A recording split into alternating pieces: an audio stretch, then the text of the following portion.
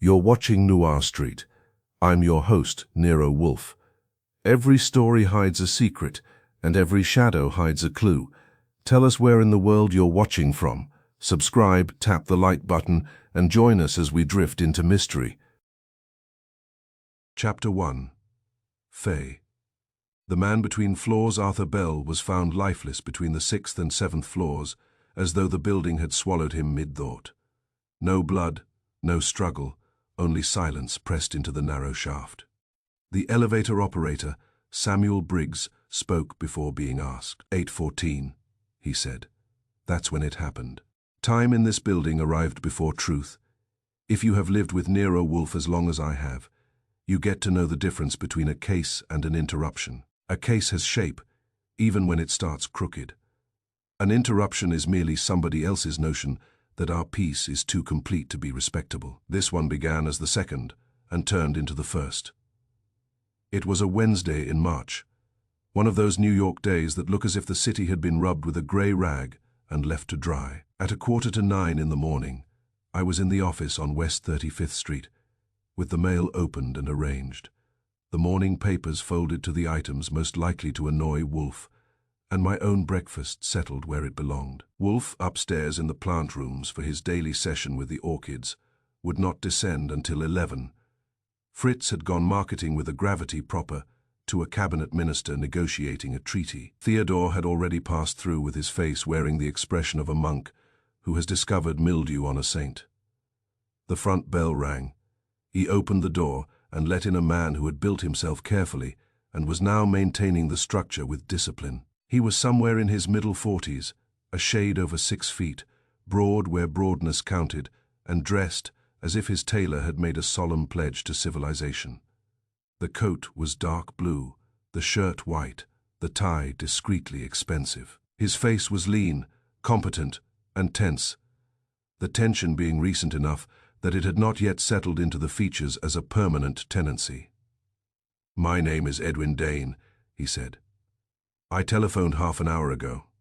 "You did," I told him. "You said it was urgent and confidential, and that if Mr. Wolfe refused to see you, you would remain on the stoop until one of you yielded." He permitted himself a small, unfriendly smile.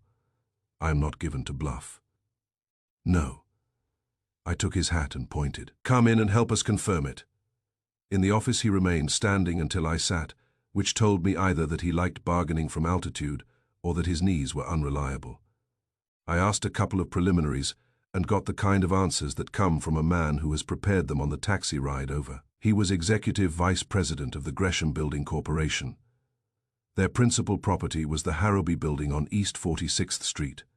12 stories, old enough to have dignity and new enough to have good plumbing. The tenant mix was a stew: insurance brokers, import firms, a publisher, a patent attorney, 2 doctors, and 3 floors occupied by Dane Consolidated Investments, which was his family's affair. At 8:15 that morning, one Arthur Bell, controller for Dane Consolidated, had been found dead in the elevator shaft between the 6th and 7th floors.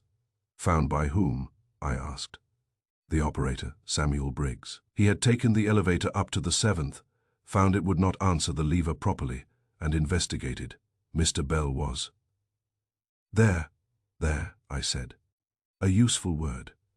Was he on top of the car, under it, or suspended by divine indecision? "On the crossbeam at the side of the shaft, crumpled against the guide rail. The police have already removed him." "And what do the police say?" "That it was an accident." Dane's lips flattened. "Or possibly self-destruction. They have not committed themselves, because Lieutenant Rocliffe had not yet arrived when I left." That made me feel the day had darkened a point.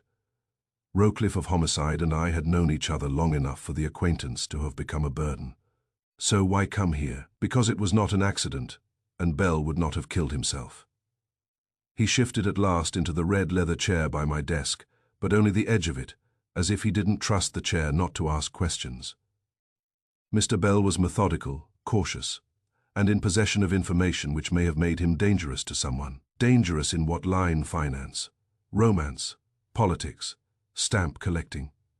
Finance. That is a word which can cover sins from sloppy bookkeeping to empire building. I gave him a look to show I knew it.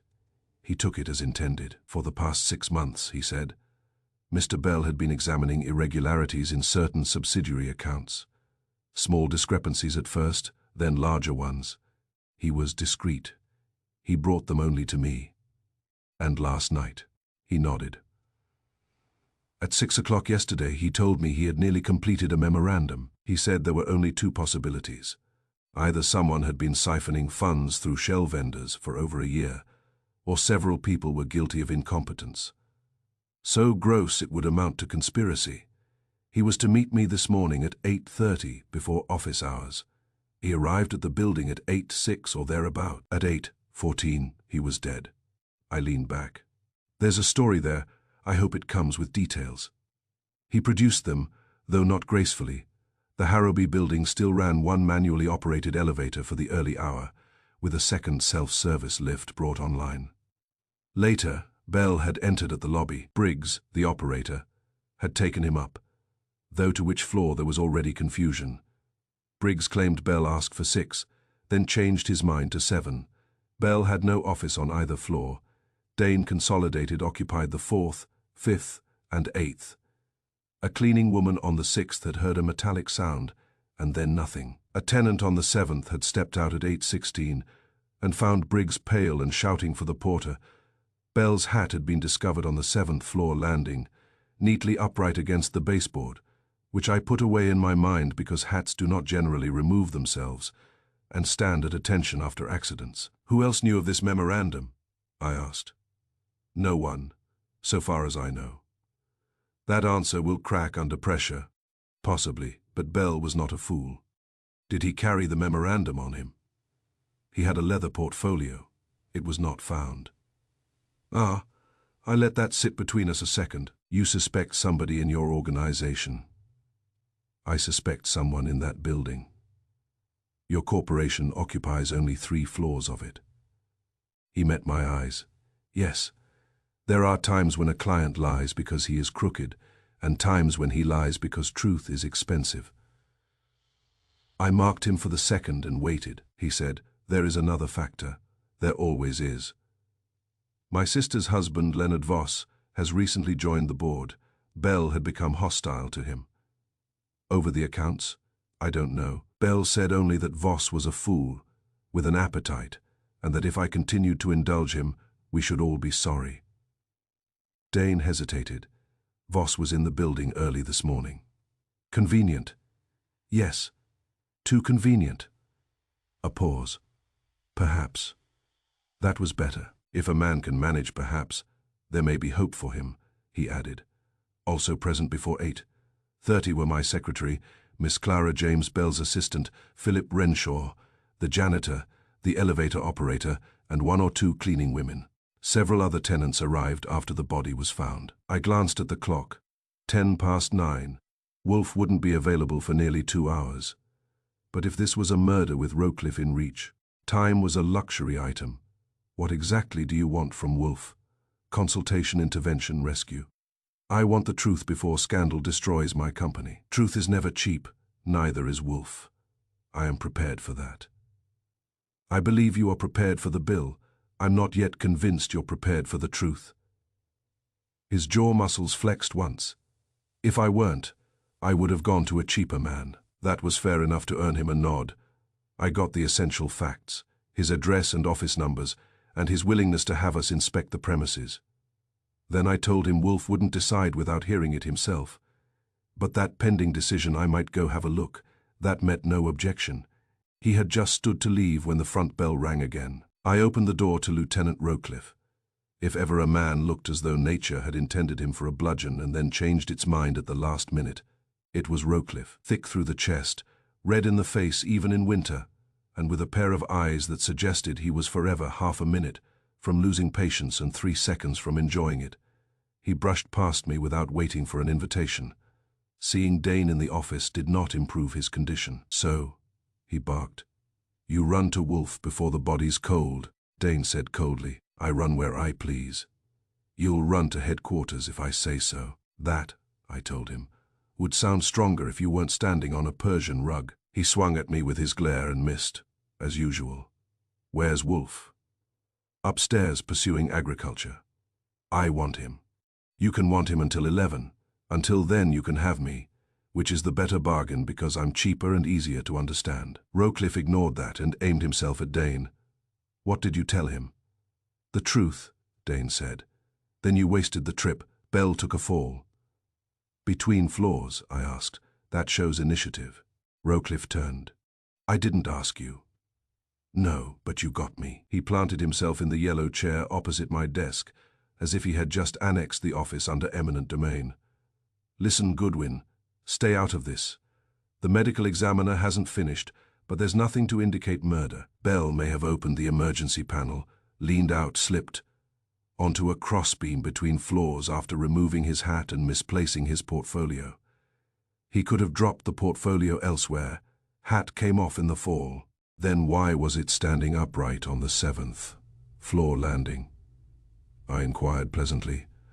Did the shaft burp it out? That landed. Rowcliffe blinked once, then scowled harder to make up for it. Who says it was upright? Mr. Dane, Rowcliffe shot him a look that promised future inconveniences. Witnesses get things wrong. All the time, I agreed, including policemen. He grunted. There's more. Belle had chloral hydrate in him, preliminary from the doctor on scene. That shifted the air a little. Dane stiffened. I kept my expression neutral, though inside I moved 2 or 3 pieces on the board. Sedated, I said. How much? Don't know yet. Enough to matter. Maybe he took it himself. Maybe someone gave it to him.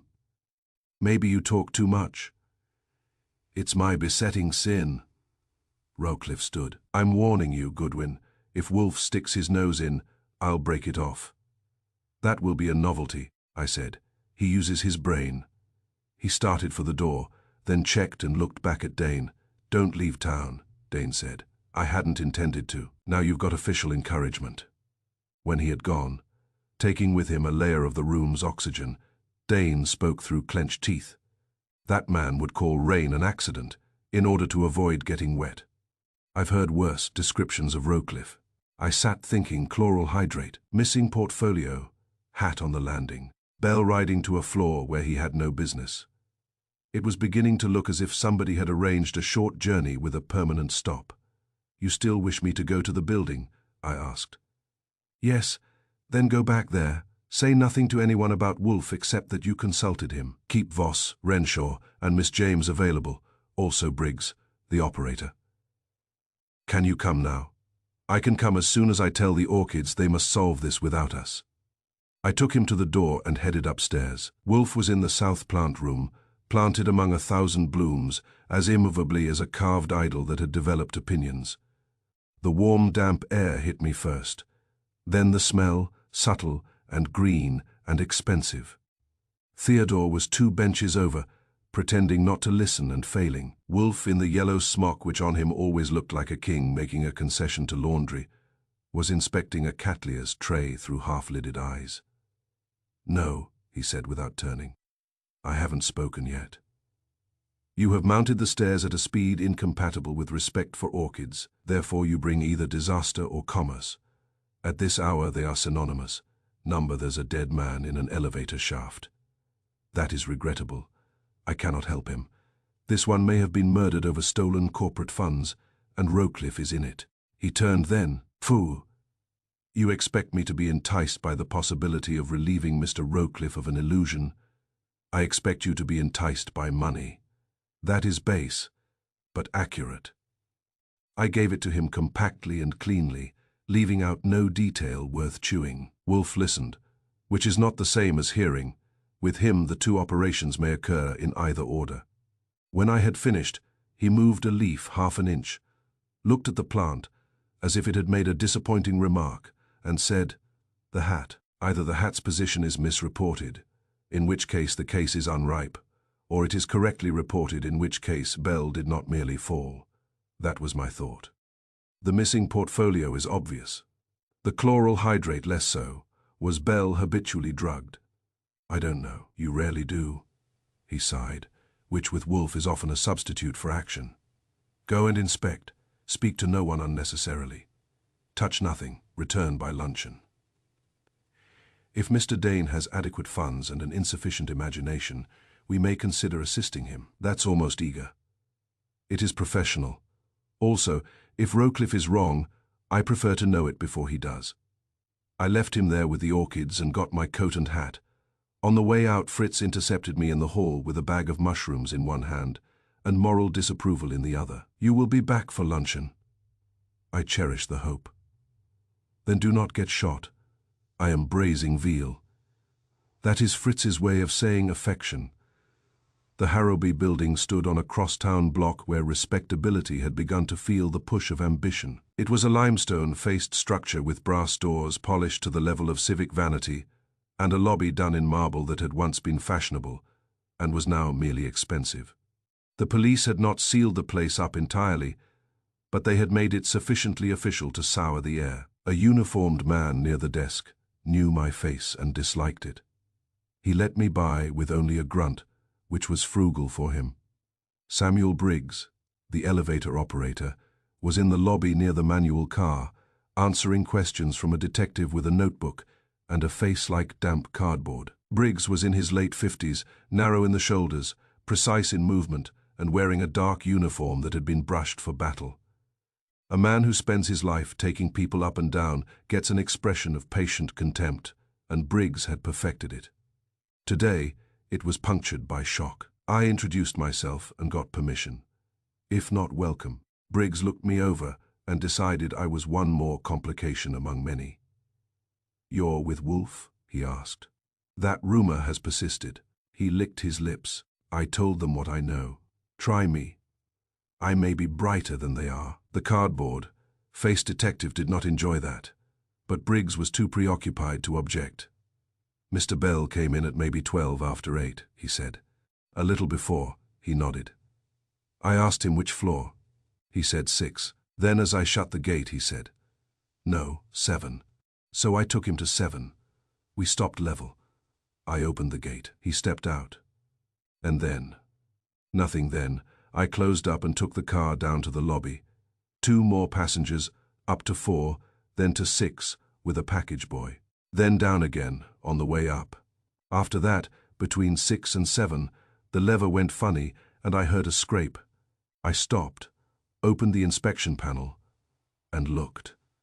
Then I saw him. Where exactly? He swallowed. On the side beam, folded, one arm under him, head turned wrong. Alive, numbered. Did you see his hat before that? Number later, on 7. Standing upright. He stared at me. "Yes," the detective with the notebook muttered. "We covered that." "I'm sure you did," I said kindly. "Did Bell carry anything?" I asked Briggs. "A portfolio, brown leather." "Anyone else get on or off at 7 before you found the body?" "No one. Not on my car." Anyway, Bell could have opened the shaft door himself from the landing. Briggs looked offended on behalf of machinery. "Not without the key. Not if it was shut proper. Was it?" He hesitated. The cardboard detective sharpened. "Was it?" I repeated. Briggs said, "The 7th floor shaft door was not fully latched when they checked it." That was interesting enough to deserve silence for a moment. I rode up in the other elevator, the self-service one, because the manual car had been commandeered for official purposes. The 7th floor held a publisher on one side and a textile importer on the other, with a corridor in between. Thick carpet on the center run and terrazzo near the walls. The shaft door to the manual elevator had already been roped off, but I could inspect the landing. The baseboard where the hat had been found showed no mark worth the name. Bell's office wasn't on this floor, neither was Dane's. So why had Bell come here, sedated or not? A woman in a navy dress and practical shoes came out of the publisher's office, carrying shorthand pads, and saw me. She had a long face, a sensible mouth, and the alert expression of one who has learned that offices are jungles, but shorthand can cut a path. I asked if she worked there. "I'm Miss Tyler," she said, "for Bromfield Press. Did you hear anything this morning around 8:14? Her eyes widened slightly. The elevator man already asked that, and the police, and a gentleman with a carnation. That would be Voss, I said. Yes, I suppose so. I heard a sound, metal perhaps. Not loud. Then someone called out after a minute or two. Did you see a hat on the floor? Yes, oddly placed. I noticed, because it looked as if someone had set it there to dry. Did you touch it? Number see anyone on this floor around then, she thought. A man went toward the end office of Kellett Imports. Tall, dark coat, I only saw his back. When just before the shouting, could it have been Mr. Bell? I don't know, perhaps. That gave me nothing certain and enough possibilities to be annoying. I thanked her and checked Kellett Imports. A junior clerk there told me their principal, one Sidney Kellett, had not arrived until nearly 9, and that no one from Dane's company ever had business with them, which may or may not have been true. In mysteries as in marriages, the sentence "we never had business together" usually deserves a second look. On the 6th floor, the cleaning woman turned out to be Mrs. Viola Perez, compact, competent, and disinclined to be bullied by detectives or anybody else. She had heard a clang like iron kissing iron, then later Briggs yelling. No voices, no footsteps she would swear to. She had, however, seen a man in a grey suit waiting near the stairwell around 8:10. Arthur Bell? I asked. She shook her head. You show me a picture? Maybe, but this one was heavier, red in the face. That made Leonard Voss worth a brighter pencil mark.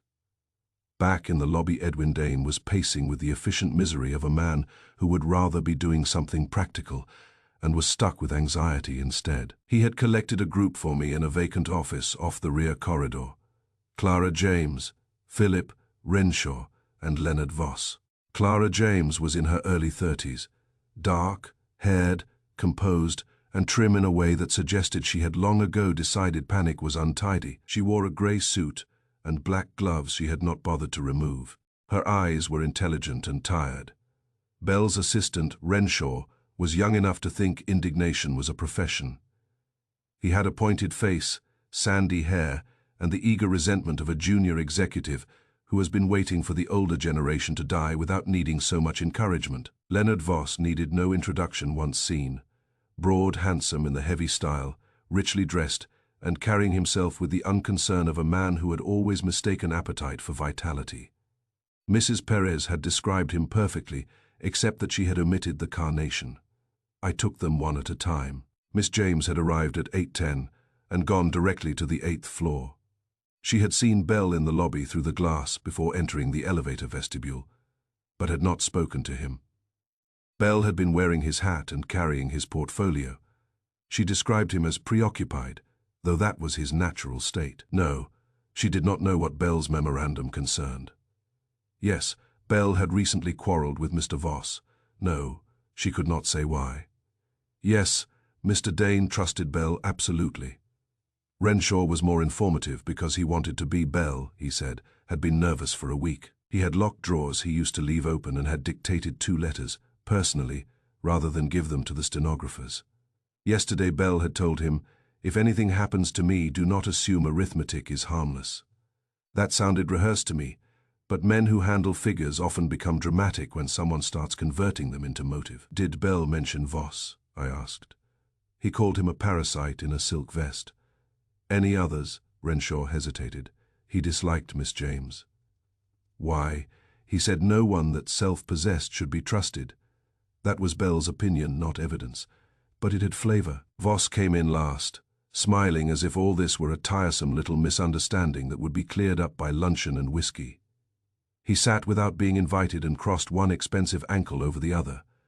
Dane has made a melodrama of this, he said. Bell was a nervous accountant. God knows what he got into. What did he get into with you? A blink then, amusement. Good. Direct. He objected to my presence on the board. Why? Because Bell believed men who understand money should be allowed to enjoy it. I disagree. He called you a fool with an appetite. Voss grinned. Bell had no sense of proportion. Where were you at 8:14? In my office on the 5th. Agnon with you. My secretary came in at 8:20. Before that. Numbered. Did you go to the 6th or 7th floor this morning? Number. Mrs. Perez would have enjoyed hearing that. Did Bell have enemies?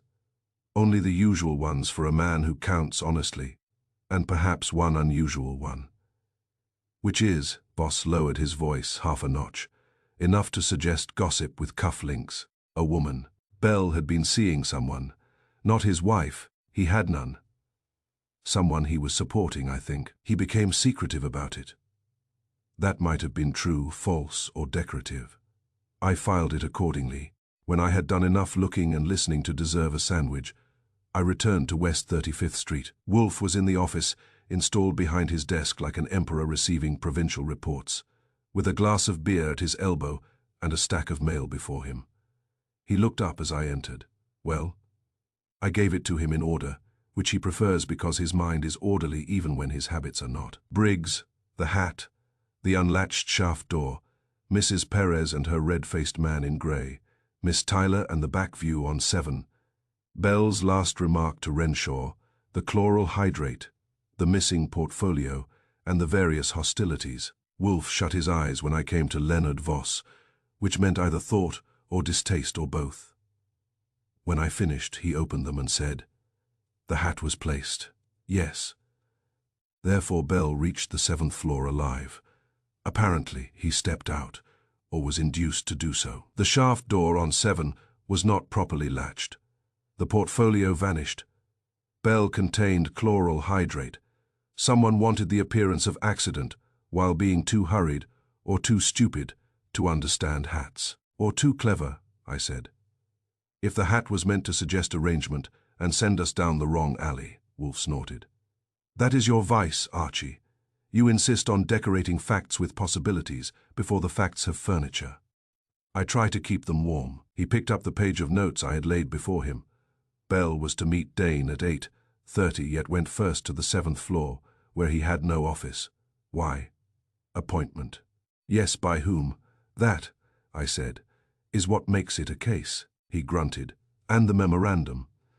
Missing, which may mean nothing. A thief who kills for figures does not ordinarily leave the figures behind, unless he never had them. Wolf drummed his fingertips once on the blotter. You will return after luncheon and obtain for me the building directory, Bell's recent correspondence, and a list of all persons with access to the elevator keys. Also discover whether Bell indeed maintained a woman, and if so, whether she was ornamental, expensive, or dangerous. You omitted mutually exclusive. I did not intend to. The front bell rang. He turned, already irritated on principle, and found Inspector Kramer being shown in by myself. Kramer's broad, battered face had the look it wears when homicide is active and Rowcliffe has been active first, which is to say, patient only by force. He removed his hat, nodded to me, and aimed the rest of himself at Wolf. You in? He demanded. I am seated, Wolf said. Kramer ignored the evasion. Rowcliffe says Dane came here this morning. Mr. Dane did us the honor of a visit. And nothing. Mr. Goodwin inspected a building in which a man died. I have not yet accepted employment. Kramer glanced at me. What did you see? I gave him enough to justify his trip and not enough to make him cheerful. When I mentioned the hat, the shaft door, and the chloral hydrate, his eyes narrowed. Rowcliffe thinks Bell got doped and wandered, I said. Rowcliffe thinks with his temper, Kramer snapped. The me just called. Bell had enough chloral in him to make him sluggish, not enough to put him out. He also had bruising on the right wrist fresh. Grabbed, I said. Maybe, Wolf murmured. Ah, Kramer turned to him. You taking it? Wolf's lips moved in a fraction that wasn't quite a smile. Mr. Kramer, your faith is touching. I haven't decided whether the matter justifies the desecration of my schedule. It's murder. Probably, then decide. Wolf looked offended.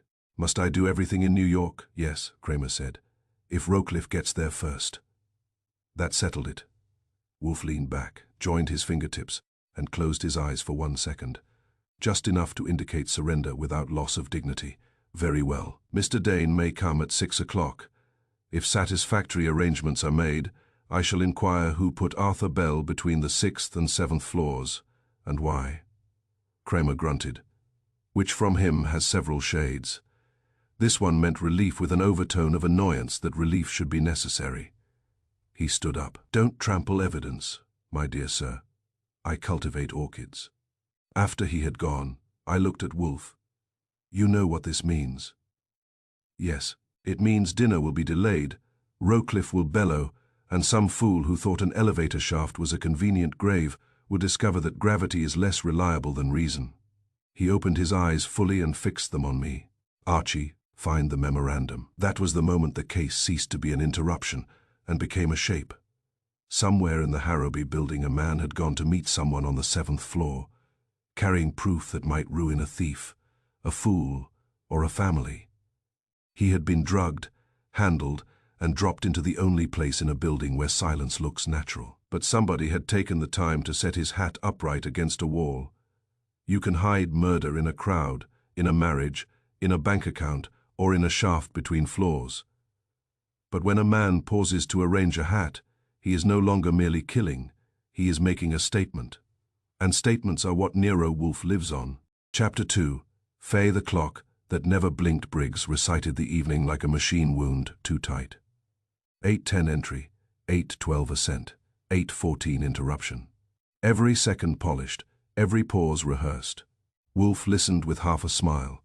Men remember moments, only clocks remember seconds. It was a little after 6 when Edwin Dane returned to the old brownstone on West 35th Street.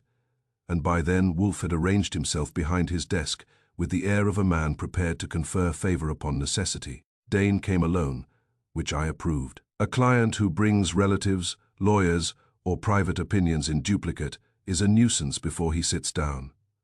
Fritz had sent in beer for Wolfe and coffee for the rest of us. The yellow lamp on my desk was on, and outside the front windows New York had begun that evening transformation by which every block claims to be either tragic or distinguished. Wolfe looked at Dane as if considering whether he was worth the expenditure of language. You have engaged me, Wolfe said. Only if I choose to be engaged. Dane nodded. Choose. The fee will be substantial. I expected that. You may not like what I find. I probably shan't. Wolfe wiggled a finger at me. Archie. I opened the notebook and read back the summary of the morning, including the names of every soul in the Harobi building who had surfaced in connection with Arthur Bell's death. Dane listened without interruption until I mentioned Leonard Voss, and the woman Bell might have been supporting. Then his eyelids twitched once, which counted as a shudder for him. When I finished, Wolfe asked, Has Mr. Bell any family? A widowed sister in Hartford, Dane said. No wife, no children. Any personal habits involving chloral hydrate? None I know of. Did Bell drink? Moderately. Gamble, number lie. Dane's mouth moved, only by omission. That, Wolfe said, is the professional dialect of finance. He signed the retainer check without flinching, which improved my opinion of him, and left with instructions to produce the requested company papers by 9 the next morning. Then Wolfe told me to get Inspector Kramer on the telephone. Kramer came in person instead. At 8:30, wearing the expression of a man who had eaten his dinner too fast and disliked the result. With him came Sergeant Pearlie Stebbins, who looked as if he would have preferred 2 hours' sleep and a less complicated city. Rowcliffe was absent, a mercy with lace on it. We went over the ground again, and Wolfe asked for Briggs. That's why I brought Stebbins, Kramer said. He fetched him. Samuel Briggs entered 5 minutes later, cap in hand, his narrow shoulders set as if for impact. He had changed out of uniform into a dark brown suit that managed to look brushed even while being frightened. His face had the color of old paper. Wolfe did not offer him a chair at once. That is one of his methods. A man left standing will choose between indignation and anxiety. Either may be useful. You operate the manual elevator in the Harobi building, Wolfe said. Yes, sir. You have done so how long? 14 years. Then you are familiar with its temper. Briggs blinked. Yes, sir. I know the car. Good. Sit. Briggs sat on the edge of the red leather chair as if he might be ejected. Wolfe regarded him with that half smile the user's chapter line had promised, but it was not amiability. It was attention wearing lace cuffs. Mr. Goodwin reports, Wolf said, that you are certain of the times. 8, 10, 8, 12, 8, 14. Kindly tell us how you know. Briggs looked from Wolf to Kramer, decided the larger danger was local, and answered, I check the lobby clock regularly. Why? To keep schedule. To note the early tenants.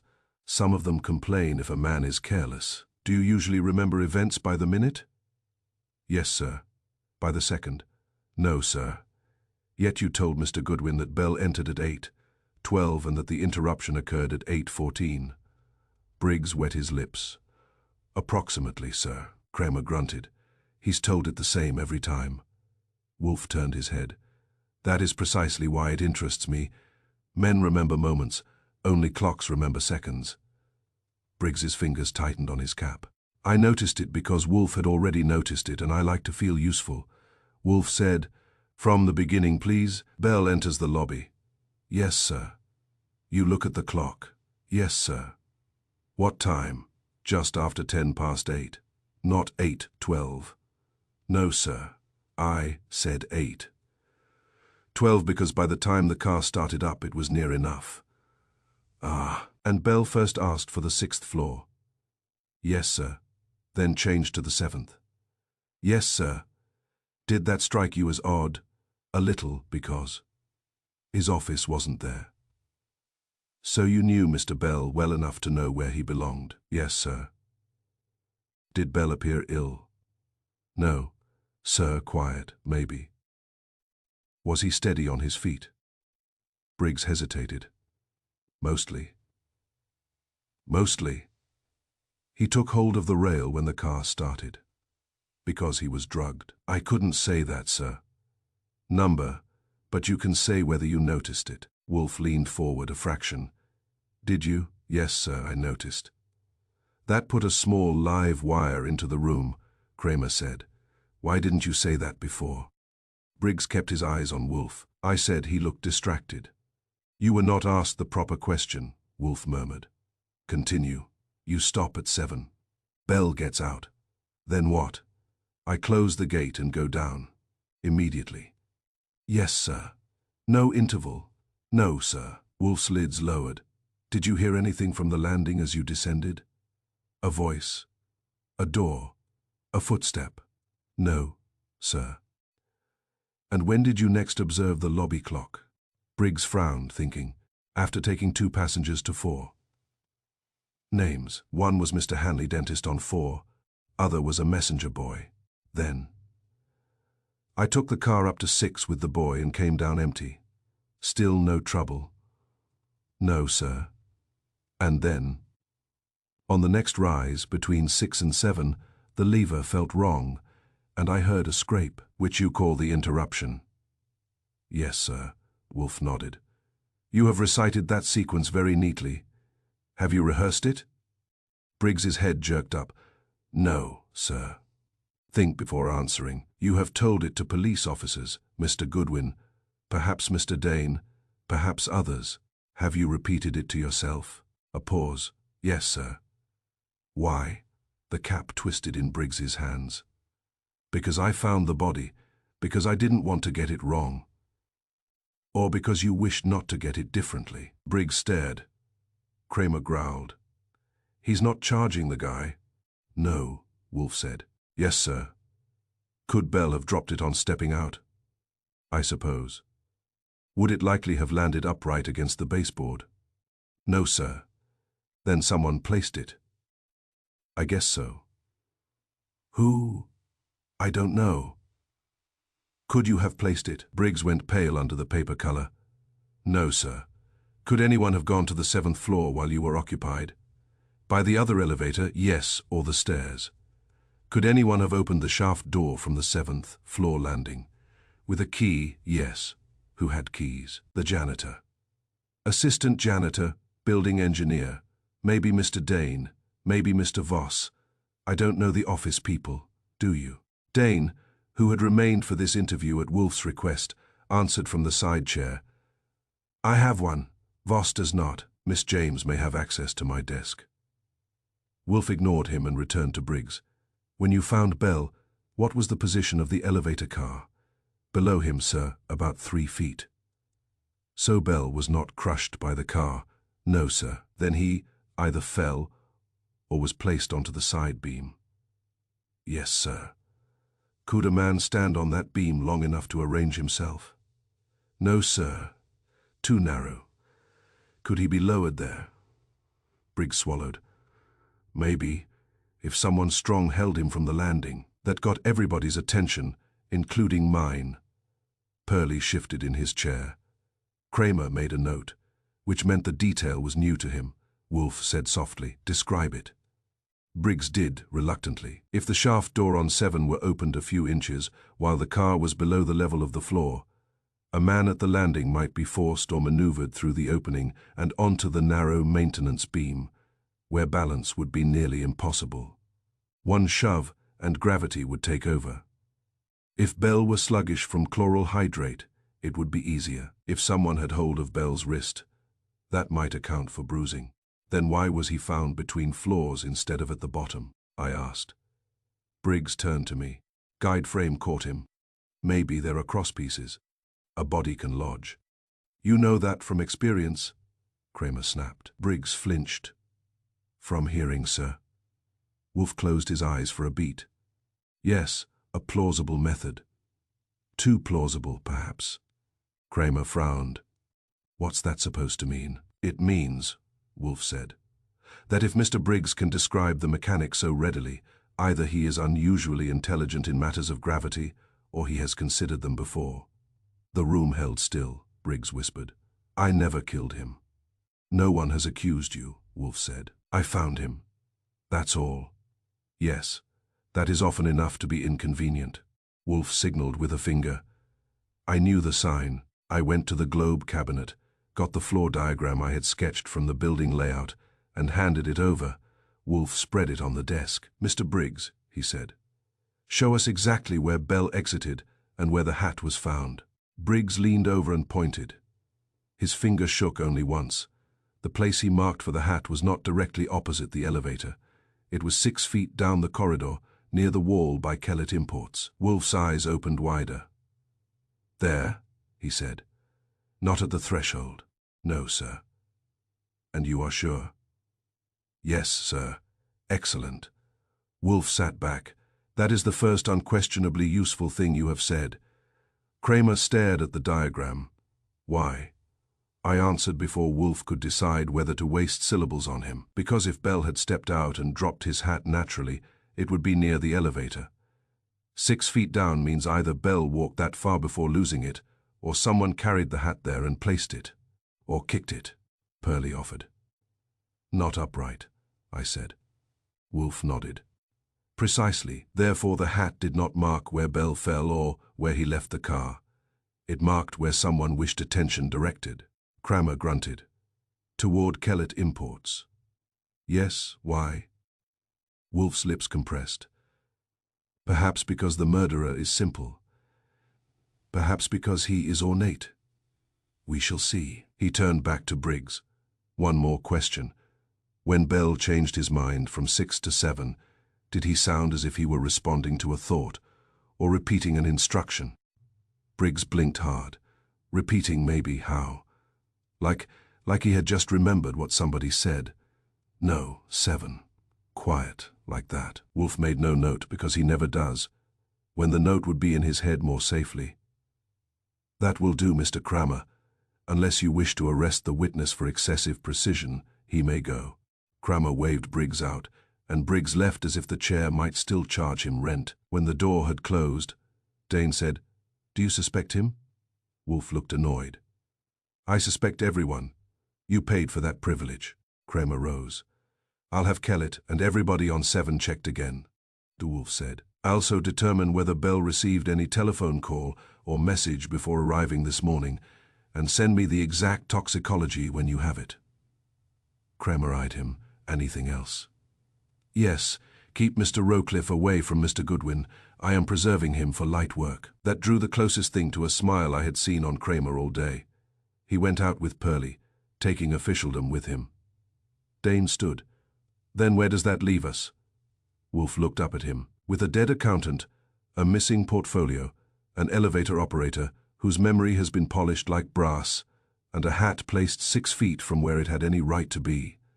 It leaves us, Mr. Dane, at the beginning. After Dane had gone too, Wolf sat silent for nearly a minute. I know better than to interrupt that silence unless the house is on fire or Fritz has announced marrow dumplings. Finally, I said, well, Wolf moved one hand. Briggs is afraid. Of being suspected? Yes, also of something else. Knowledge, possibly, but not necessarily guilt. He shut his eyes. The fixed times are false in their exactness. He has arranged them because he needs the sequence rigid. That means one of two things. Either he is concealing a gap, or he is protecting someone who occupied it. And the hat. The hat is theater. Someone wanted the 7th floor corridor to become the scene, not merely the access point. Which points to Kellett, or away from him. Naturally, since I am not an imbecile, I prefer away until evidence compels toward. I nodded. That matched my own itch. And Bell's no. 7. He had an appointment, Wolf said, with someone who expected him groggy, punctual, and carrying papers. Tomorrow morning, before office hours, you will go to the Harobi building and occupy the 7th floor corridor from 8 o'clock onward. To watch hats. To watch people specifically, who glances toward Kellett Imports, who avoids the shaft door, and who consults the lobby clock. A man who invents precision often worships it. I got up. Anything else? Yes, discover whether Bell owned a wristwatch. Why? Because if he did, and it stopped, Mr. Briggs's little clock may have competition. That was Wolf. One eye on the obvious lie, the other on the mechanism that made it necessary. Arthur Bell had gone between floors, but the case itself had just moved up one level. Somewhere between 8:10 and 8:14, a man had been led, handled, and dropped. Briggs had not blinked. Neither, I decided, had the clock. Chapter 3. Fay, the witness who knew too much. The tenants trusted Briggs. He had always been exact. He knew who came and went, and when shadows followed them. But Wolf noticed something odd. Briggs never hesitated. Not once did memory falter or wander perfection. Wolf thought, is the first lie. The next morning I reached the Harobi building at 7 minutes to 8, which for me was a triumph of character, and for New York merely an hour at which honest people begin regretting their honesty. The lobby had the scrubbed, echoing look buildings get before business hours have supplied them with excuses. Brass shone. Marble waited. A porter was dusting something that couldn't possibly need it. Samuel Briggs was already at his post beside the manual elevator. Uniform brushed, shoes polished, face composed. If a coroner had informed him he was dead, he would have asked whether it was to be entered in the log. He gave me a nod, neither cordial nor hostile. Morning, Mr. Goodwin. Cheerful of you. Sleep well? No, sir. That makes us intimate. I rode up in the self-service car and stationed myself on the 7th floor near the corner where the corridor bent toward Kellett Imports. Wolf had told me to watch people, and that's one of my better lines. For 40 minutes I watched secretaries, a man with rolled blueprints, a messenger with a face like a peeled pear, and 2 women from Bromfield Press who carried galley proofs as if they were moral burdens. I watched them glance at the elevator, ignore it, and glance again. Human beings are usually more revealing when they think they are only arriving. At 8:10 Leonard Voss emerged from the stairwell. That interested me because men who own elevators don't generally climb stairs before breakfast unless they want to avoid being seen riding. He was in a grey suit, which improved Mrs. Perez's standing with me, and he had no carnation today, perhaps because murder had finally taught him restraint.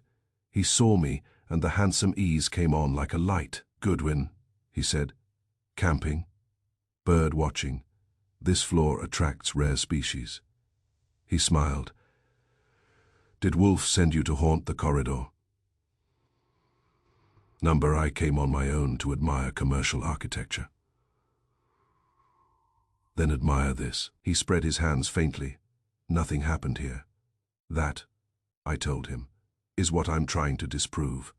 His smile held, but there was effort in it. If you're wondering why I used the stairs, the elevator man gives me the creeps. That's interesting. Most operators settle for taking people up. I dislike being observed. You're in New York. It's incurable. He drifted off toward the 5th floor stairwell without having come from any office on 7. That alone didn't convict him of anything, except inconvenient movement. But it gave the morning a better flavor. At 8:17, Clara James arrived by elevator. She stepped out, saw me, and did not alter pace by so much as a shoelace. Women like that make armies possible. Mr. Goodwin, Miss James, do you often visit 7 before going to 8? Number. She looked at me directly. Today I wished to see whether the corridor still felt theatrical. And it does. That's a neat word. It was a neat hat, she said, too neat. That earned her a point. Did Bell trust Briggs? Everyone trusted Briggs. Did Bell? A faint pause. Bell trusted no one who noticed more than he did. Briggs noticed a great deal. Yes. She left that with me and went on. It was better than a speech. By 9 o'clock I had enough movement and glances to keep Wolf amused for 20 minutes, which is more than most men earn in a week. I went back to the brownstone and found him in the office with breakfast beer and dissatisfaction. Well, he demanded. I reported Voss on the stairs, Clara James and her theatrical corridor, and the general disposition of tenants to look at the 7th floor as if it might suddenly explain itself. Wolf heard me out, grunted, and then asked, Did Briggs see Voss use the stairs? I didn't ask. You should have. I was preserving material for a second act. Foy. That was when Fritz ushered in Philip Renshaw. Renshaw looked as if he had dressed in a hurry and then blamed the clothes. He refused coffee, accepted a chair, and announced, I've remembered something. Wolf's eyes narrowed. Indeed, how provident. Renshaw reddened. I didn't think it mattered yesterday. Then your standards are deplorable. Proceed. The day before Bell died, he asked me whether Briggs ever left the elevator unattended. Wolf didn't move. And what did you reply? That Briggs sometimes stepped away for a minute if the porter covered the lobby. Bell asked who had keys to the shaft doors. I told him the janitor and engineer, maybe Dane. Did Bell say why? Number, did you tell the police this? Renshaw swallowed. Number, why not? Because I didn't want to look as though I was trying to make trouble for Briggs. Everyone likes him. Wolf snorted. An admirable civic instinct, anything else? Renshaw nodded. Bell also said Briggs knew too much. That landed. Wolf's voice went soft. His words. Yes, he said. In that building Briggs knows too much for a man who only opens gates. I asked, too much about what? Renshaw spread his hands. He didn't say. Wolf leaned back and shut his eyes. That meant he was arranging pieces, not napping. Mr. Renshaw, when Briggs was with us last evening, did you notice anything peculiar in his account? Renshaw blinked. Number. I did, Wolf said. He never hesitated. Not once did memory falter or wander. A truthful witness revisits. A false one recites. Renshaw looked blank, which was not unusual for him in Wolf's presence. Wolf opened his eyes. Perfection is the first lie. Mr. Briggs has selected his certainty. Therefore, what matters is not what he says, but what he has made impossible to ask. I said, the gap. Yes, the interval between Bell's leaving the car and Briggs finding the body. Briggs has polished it smooth. Renshaw licked his lips. You think Briggs killed him? No, Wolf said irritably. I think Briggs is a witness who knows too much, fears too much, or both. That is more dangerous. After Renshaw had gone, Wolf pushed his empty beer glass aside and looked at me. Archie, today you will discover 3 things. First, whether Briggs has debts. Second, whether he has family someone might pressure. Third, who in that building he has been observing for 14 years, with professional humility and private appetite. You think he's a collector? Of secrets, naturally. An elevator operator hears voices, sees faces, notes, haste, fear, assignations, quarrels, envelopes, embraces, and lies. Such men become invisible, only because the rest of us are vain. And Bell found out that Briggs knew. Wolf's lips tightened. Go, if Briggs is protecting someone. It is either from loyalty, fear, or profit. I prefer to know which before Mr. Kramer arrests the wrong fool. That was the state of it when I left.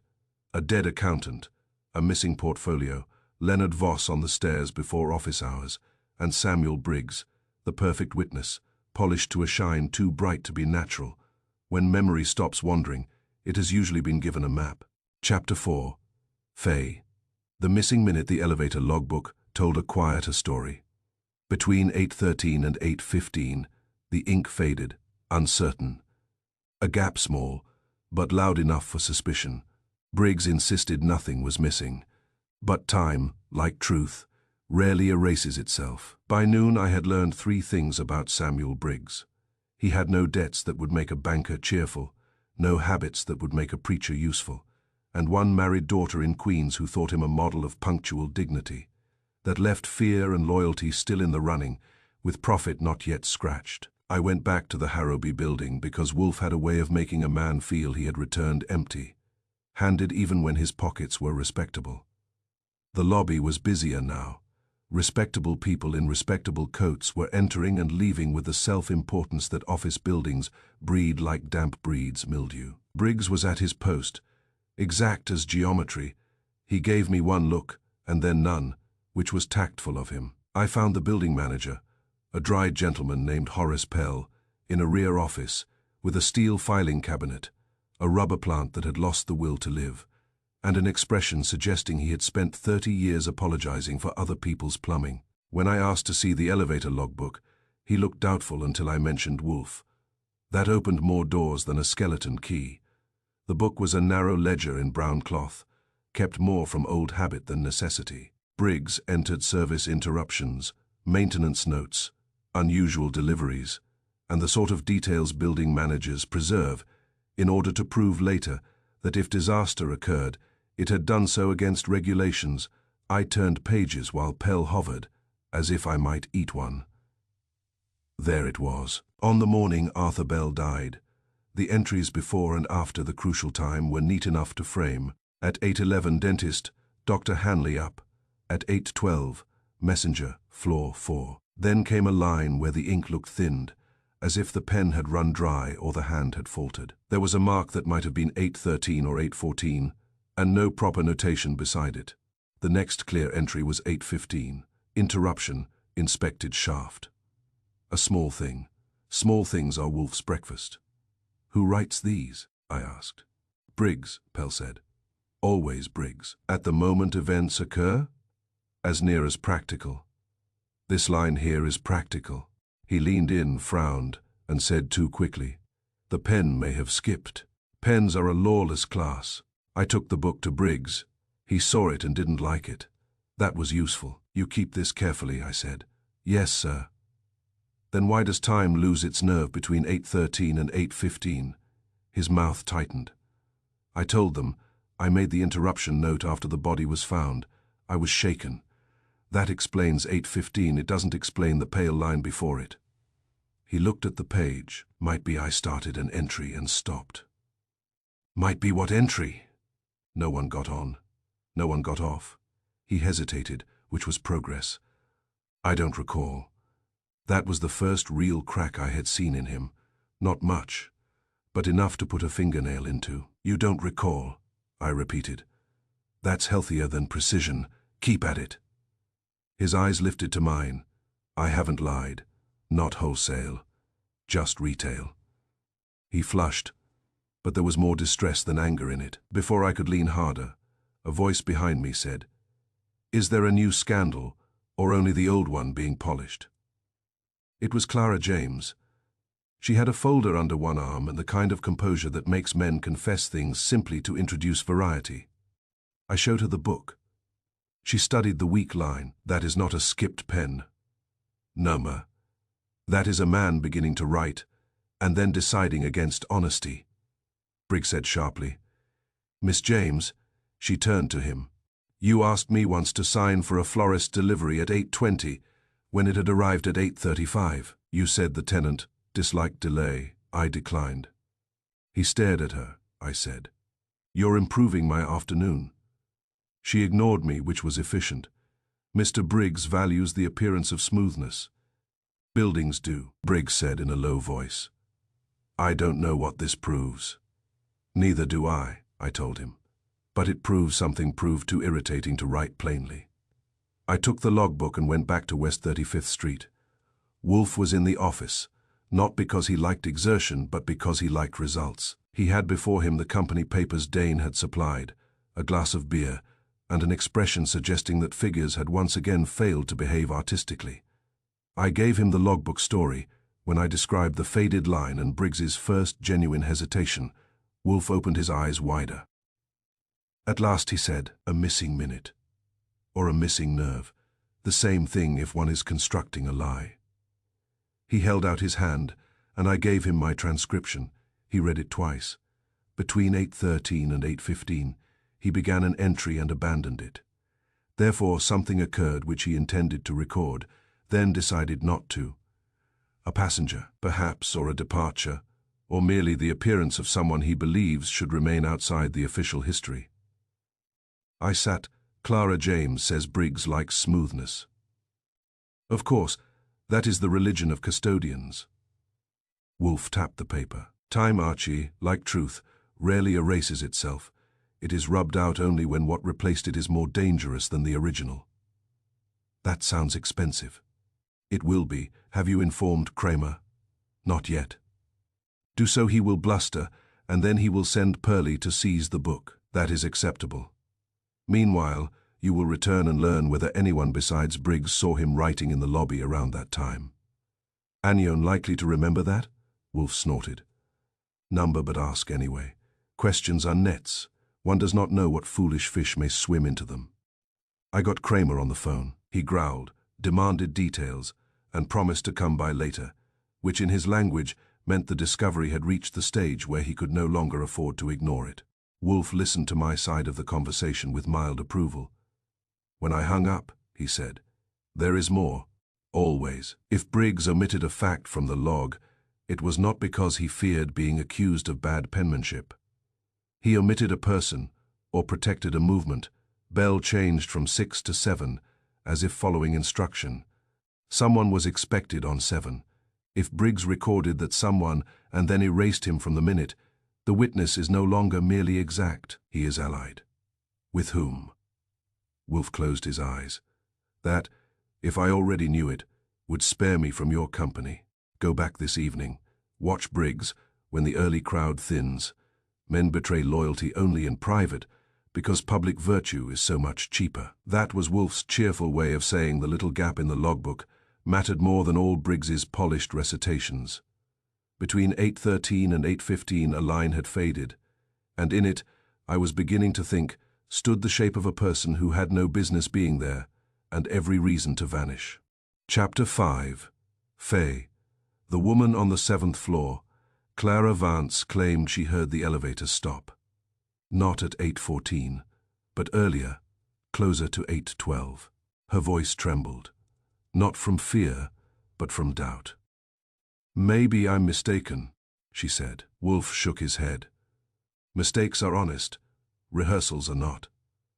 That afternoon, I went back to the Harobi building with Wolf's instructions in one pocket and my own suspicions in the other.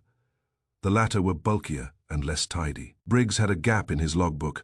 Leonard Voss had taken the stairs when no sane man would, and somewhere between 6 feet of corridor and a missing portfolio Arthur Bell had managed to become more inconvenient dead than alive.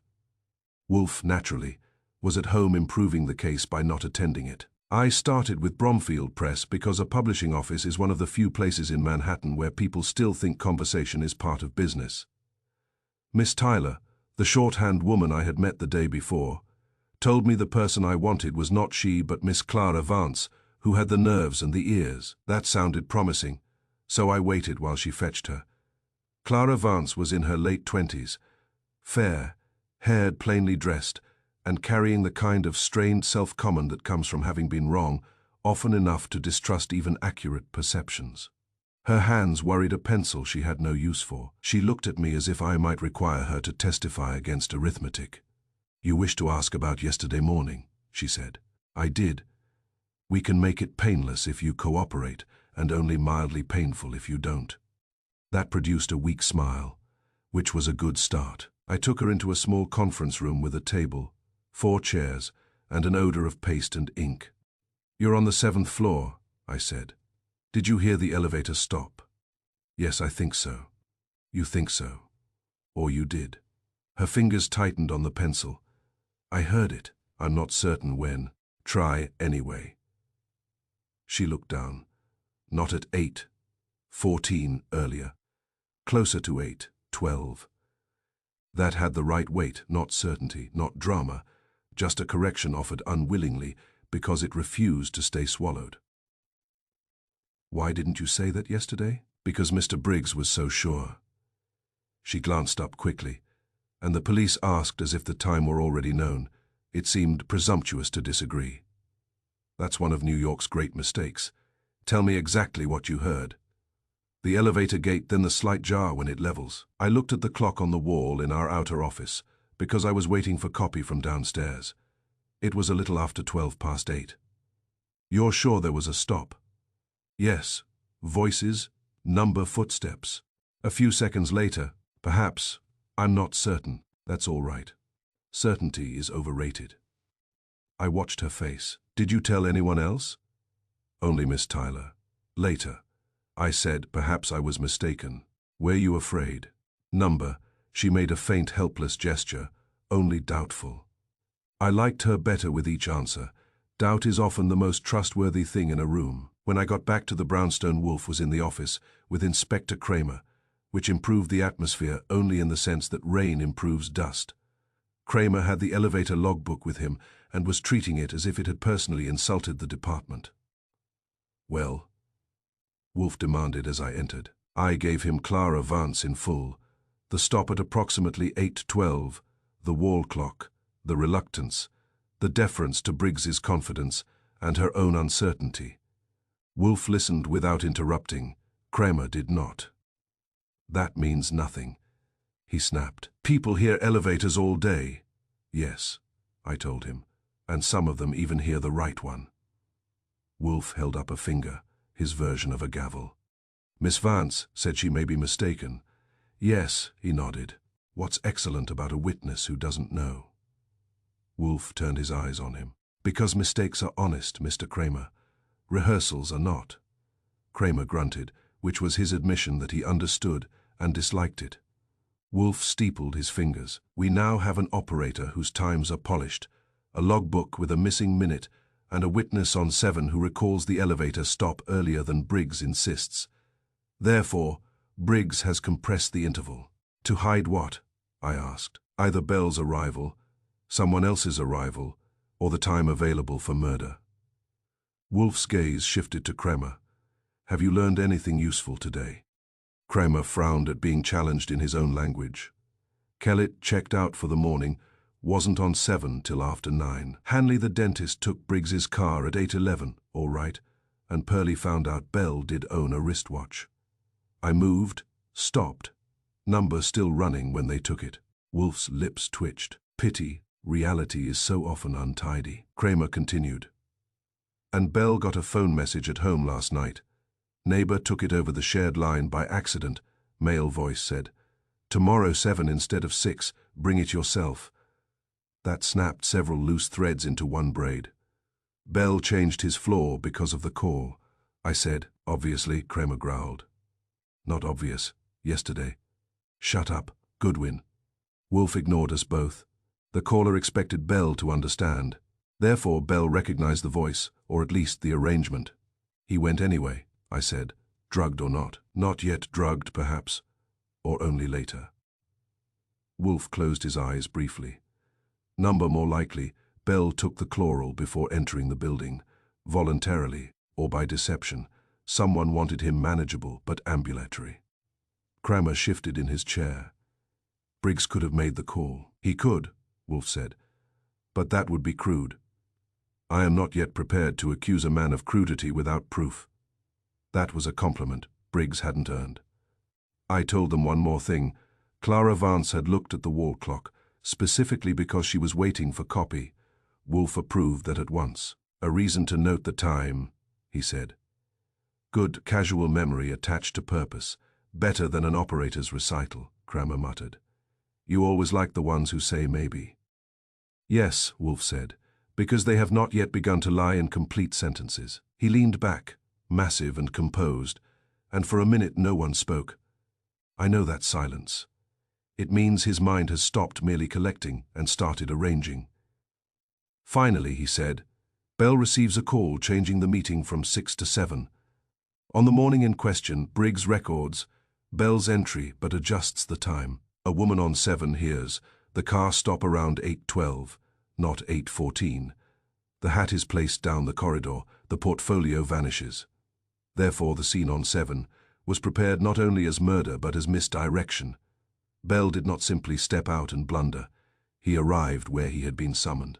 And met whom? I asked. Wolf opened his eyes. Summoner Briggs fears, Kramer snorted. Or Briggs himself. Wolf made a small impatient sound. If Briggs had arranged the entire matter alone, he would not need a false corridor tableau. He could merely have let Bell disappear into machinery, number the arrangement of the hat, the altered floor, the careful interval. Those suggest another actor, one visible enough that Briggs felt compelled to shelter him. Voss, I said. Perhaps. Clara James, Kramer offered. Not because he liked the idea, but because he disliked, leaving any unspoken. Wolf shrugged. Perhaps.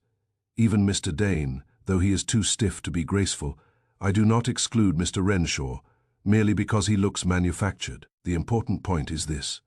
Miss Vance is useful because she doubts herself. Mr. Briggs is dangerous because he does not. That was the heart of it. And it sat there in the room like an extra chair. Arthur Bell had gone to the 7th floor because someone had shifted the appointment.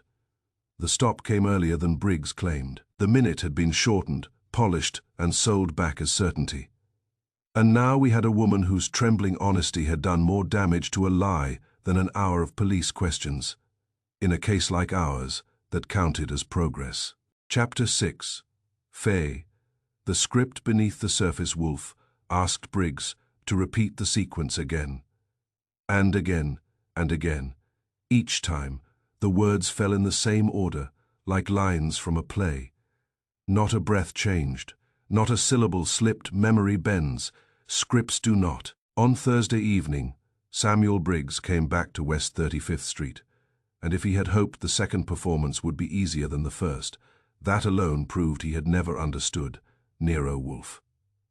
A man may survive being questioned by the police through patience, innocence, or a good tailor. To survive Wolfe, he must endure intelligence applied without haste, which is far rarer and much less merciful. Briggs sat in the red leather chair with his cap on his knees and his spine arranged in vertical obedience. Kramer was there, naturally, because if Wolfe questioned a witness in a murder case, Kramer preferred to hear the furniture creak. Pearlie Stebbins stood near the bookcase looking apologetic on behalf of mankind. Edwin Dane had come, against Wolfe's preference, but not against the needs of the case, and Leonard Voss had arrived because when a room fills with suspicion, a man like Voss cannot bear exclusion. Clara James came too, cool and composed, carrying silence like a handbag. Wolfe regarded Briggs. You have already described the events of Wednesday morning several times. Yes, sir. You will do so again. Briggs swallowed. Yes, sir. From Bell's entry into the lobby until your discovery of the body. Briggs began. Mr. Bell entered a little after 8:10. He asked for 6, then changed to 7. I took him up. He stepped out. I went down, took Dr. Hanley and a messenger boy to 4, then the boy to 6, then returned. On the next ascent, between 6 and 7, the lever felt wrong and I heard a scrape. I stopped and inspected the shaft. Then I saw Mr. Bell. Wolfe nodded. Again. Briggs blinked. Sir. Again he did it. Same words, same order, same pauses, or rather the conspicuous absence of them, Wolfe said. Again. This time Briggs's face altered. Not much, but enough. It is exhausting to be exact under command. Truth can rest. Invention must keep its shoes on. He repeated it a third time. I had heard enough by then to know what Wolf had heard after the second telling. The thing was polished, not merely consistent, identical. The wording fell in the same order like lines learned from a page. Even the phrase, "the lever felt wrong," came with the same modest emphasis. As if Briggs had decided, it sounded mechanical and innocent. Wolf folded his hands on his stomach. "You see, Mr. Kramer?" Kramer grunted. "I see a man sticking to his story. Number, you see a man sticking to his script." Briggs turned pale. "I'm telling the truth. Possibly in outline," Wolf said, "but not from memory. Memory bends. Scripts do not." No one moved. It was a good room for stillness. Wolf filled it better than anyone I know. He went on. "When an event shocks us, we do not retrieve it in equal packets. We hesitate, revise, return, omit, recover. We are uncertain where certainty would flatter us and certain where uncertainty would be more convenient.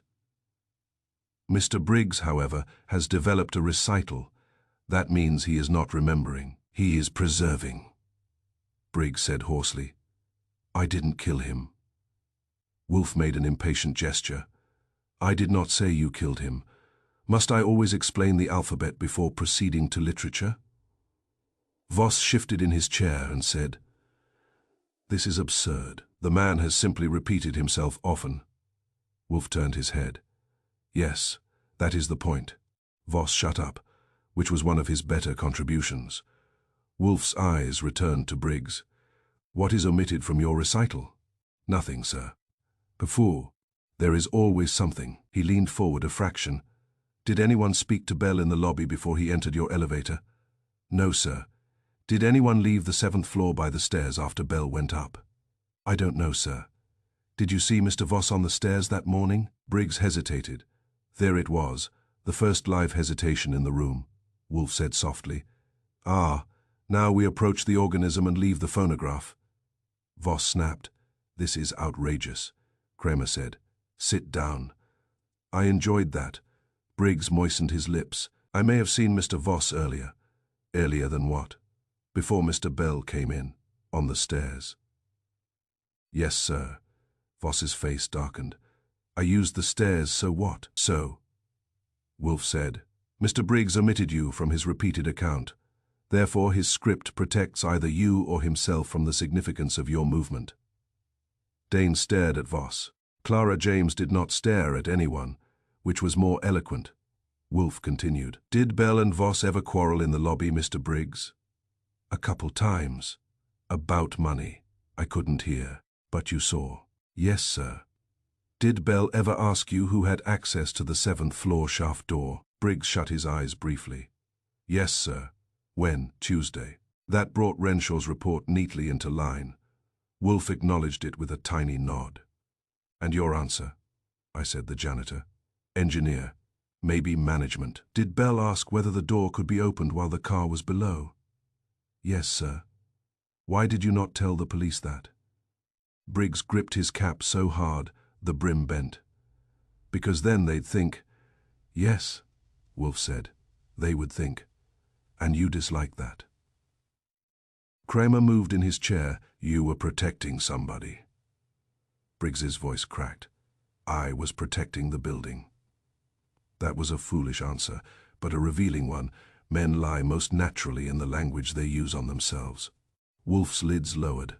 "Number buildings do not inspire terror, people do." "Which person?" Briggs said nothing. Wolf did not press at once. That was the elegant part. He let the silence build until Briggs had to hear his own refusal from the outside. Then he said, "If you were shielding the murderer, you are a fool. If you were shielding a witness, you are a sentimental fool. If you were shielding a scandal unrelated to the murder, you are merely common." "Which shall I choose for you?" Briggs whispered. "I can't. Cor won't. I can't." Clara James spoke for the first time. "Then someone has frightened him badly." Wolf turned toward her but kept Briggs in the corner of his eye. "Yes, or someone has purchased his silence with a loyalty older than this case." Voss gave a short laugh. "You make him sound important." Wolf's gaze moved to him and sharpened, An elevator operator in an old building is invariably important. He knows who comes and goes, who arrives too early, who leaves too late, which wife is not a wife, which package is too flat for flowers, which gentleman uses the stairs when he wishes not to be seen, and which executive quarrels with an accountant before office hours. Invisible men are dangerous because the vain do not calculate them. That landed on more than Briggs. He rose slightly in his chair, not standing, because standing would have wasted energy. "Mr. Briggs, you will not repeat your sequence again. I have had enough of the script beneath the surface. Mr. Goodwin, tomorrow morning you will return to the Harobi building and inspect the stairs from the 5th to the 7th floors, the landings, and the sight lines to the manual elevator. Mr. Kramer, I suggest you discover who besides Bell and Briggs knew that Bell had been instructed to come to 7 instead of 6. Kramer nodded once. He had the look he gets when a case has stopped being confusing and started being personal. As Briggs rose to leave, Wolf said to him, "One thing more. If you wish to cease protecting someone, do so before that someone decides your silence is inadequate." Briggs looked at him, and for an instant his face was not composed, exact, or respectful. It was naked fear. Then it closed again, but not quite in time. "After they had gone," I said, "you've got him shaking." "No," Wolf said. "Someone else has him shaking. I merely removed the varnish." "And Voss?" He omitted Voss from the recital. "That is not proof of guilt, but it is proof of weight." Wolf closed his eyes. The sequence has become a script because the truth, if told plainly, would connect Bell, Voss, and the 7th floor too directly. The question is whether the connection is murder or merely the motive for concealment. That was where we stood. Arthur Bell dead, Briggs reciting like an actor who feared improvisation, and Leonard Voss now placed near the stairs, before Bell's fatal ascent. Memory had finally bent. The script had not survived the strain. Chapter 7. Fay, the man who taught time and names, surfaced. Harold Kent, the building manager, quiet, methodical, fond of order more than people. He had spoken to Briggs before the police arrived. "Help them understand," he had said. Understanding, Wolf knew, can be carefully planted. The next morning began with coffee for me, beer for Wolf, and a face for Inspector Kramer that looked as if someone had ironed it while he was still wearing it. He arrived at 10:15, bringing Sergeant Pearlie Stebbins and one new fact he disliked because it was useful to Wolf. "We found who got to Briggs before the uniforms finished gawking," he said. Wolf lifted his brows. "Only one." Kramer ignored that. Harold Kent, assistant building manager, quiet type, office off the rear hall. He was in the lobby within 2 minutes after Briggs shouted. I said, "Pell is the manager." "Pell's the public face," Kramer growled. "Kent runs the details. That improved the shape of things. Men who run details are the natural enemies of accidents." Wolf made a small motion of encouragement. It cost him nothing, and therefore annoyed Kramer. "Kent admits he spoke to Briggs before the first detective questioned him," Kramer said.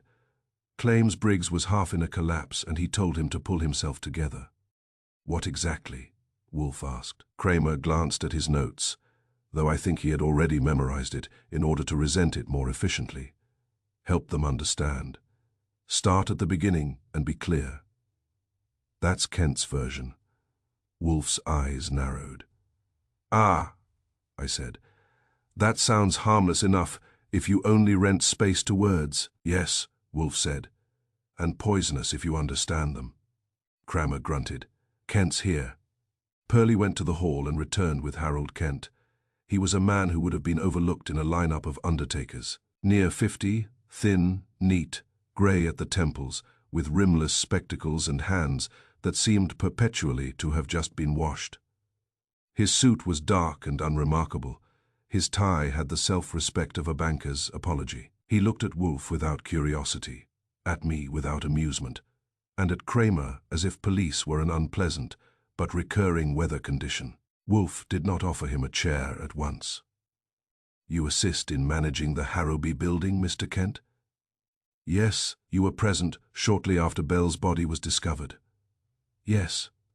You spoke to Briggs before the police examined him. Yes. Why? Kent adjusted the spectacles by perhaps 1/8 of an inch, because the man was shaken. It seemed advisable that he compose himself and state the facts clearly. Facts, Wolf said. A commendable word. Sit. Kent sat like a man accepting a train timetable. I watched him and saw what the chapter opening had promised. Methodical, orderly, fonder of procedure than people. Men like Kent do not usually kill for passion. They kill, when they do, for correction. Wolf said. What are your duties? Operational supervision deliveries, maintenance schedules, tenant complaints, staff assignments, service access. Keys. Yes. You possess keys to the elevator shaft doors. Yes. So did Bell, perhaps, if he had acquired one from management. I have no reason to think so. Reason is not what I asked for. Opportunity. A key could have been borrowed. Could Bell have borrowed yours? Kent's expression did not alter. Not without my knowledge. That answer is elegant and useless. Kramer's mouth twitched.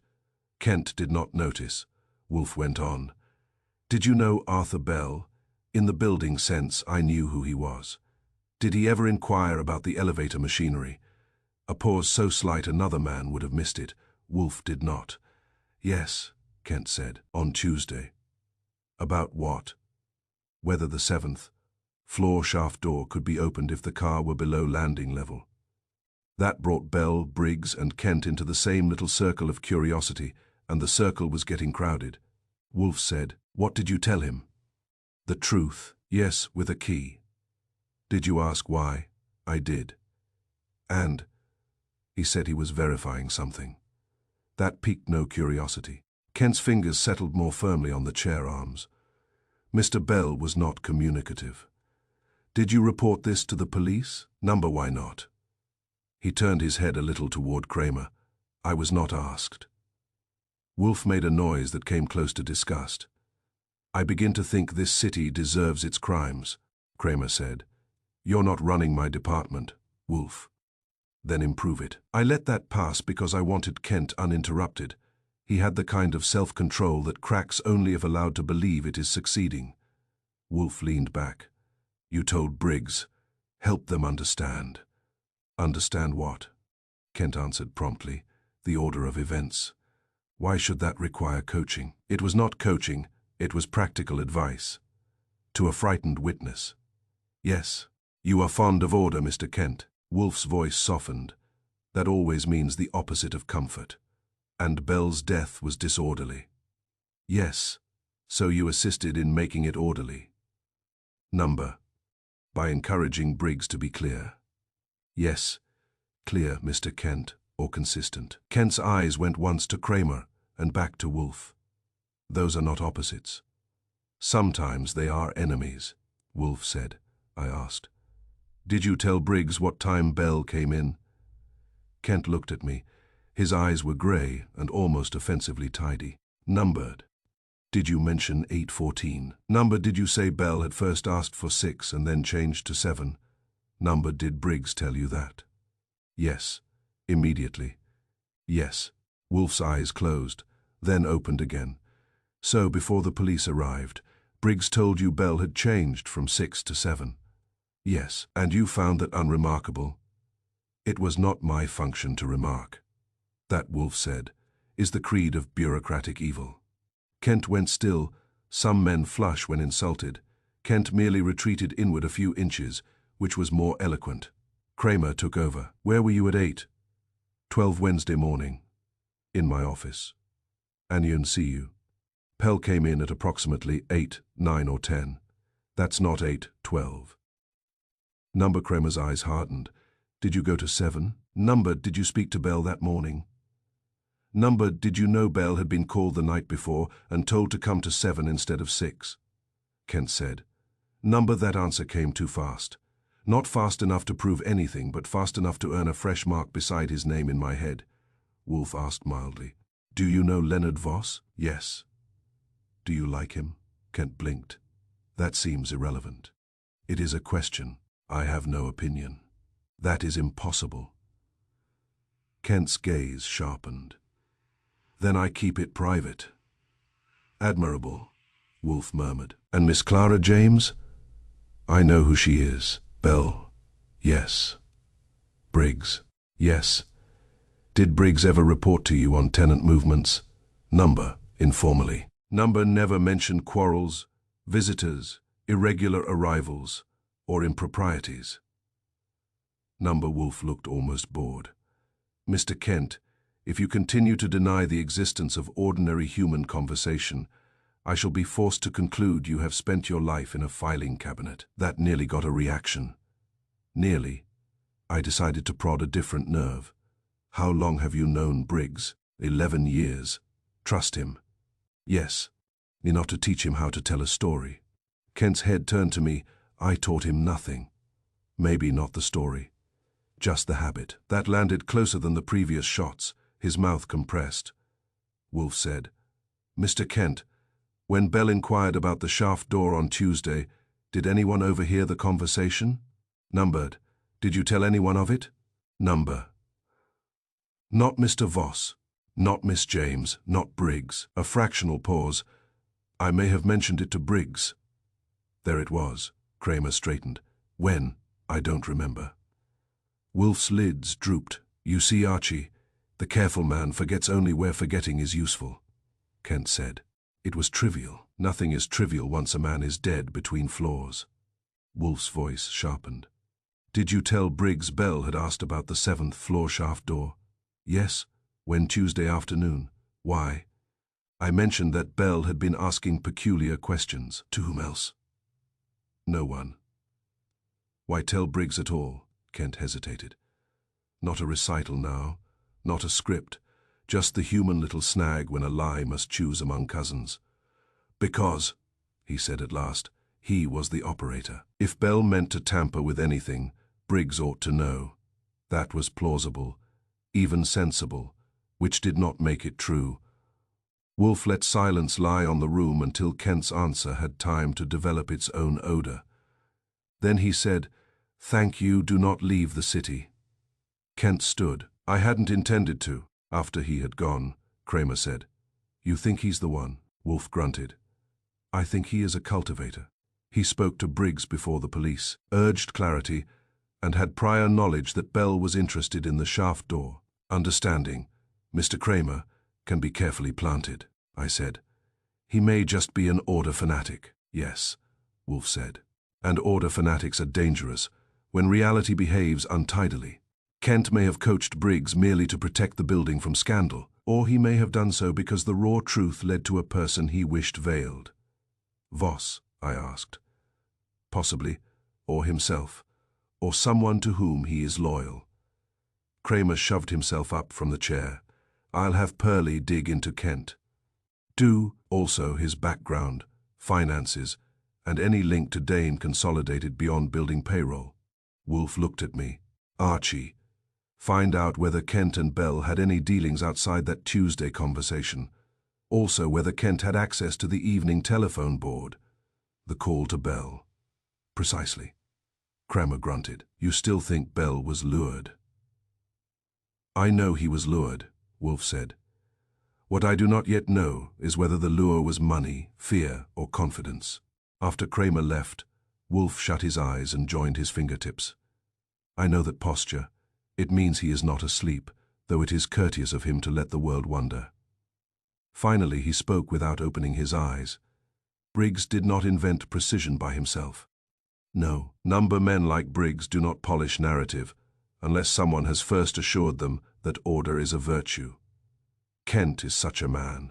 He taught Briggs that sequence is safety. And if the sequence is false, then the safety is for someone else. That was the state of the board at the end of Chapter 7. Harold Kent, grey and exact, stepping forward from the wallpaper, Briggs, less a liar now than a pupil, Bell dead, after asking the wrong technical questions, and Wolf beginning to smell, not merely murder, but instruction. In our business, a man who teaches time how to behave is rarely innocent of what happened in it. Chapter 8. Faye, the truth between seconds. Wolf reconstructed the night without Briggs' perfect timing. Arthur Bell entered at 8:10, but never reached his floor. The elevator stopped early, doors opening where they shouldn't. Summoning was waiting in that borrowed minute, a minute Briggs had been taught to erase. Friday afternoon brought rain, which New York accepted with the moral resignation it usually reserves for taxes and municipal reform. I got back to West 35th Street damp at the edges and carrying enough bits to justify a tray from Fritz if not yet a solution from Wolf. Harold Kent had indeed had access to the evening switchboard through the manager's office line. Leonard Voss had quarreled with Arthur Bell twice in the past month, once loudly enough for a stenographer to remember the phrase, "You're overplaying caution." Clara James had stayed late Tuesday and Wednesday, but so had half the financial world, and Bell's missing portfolio had still not appeared.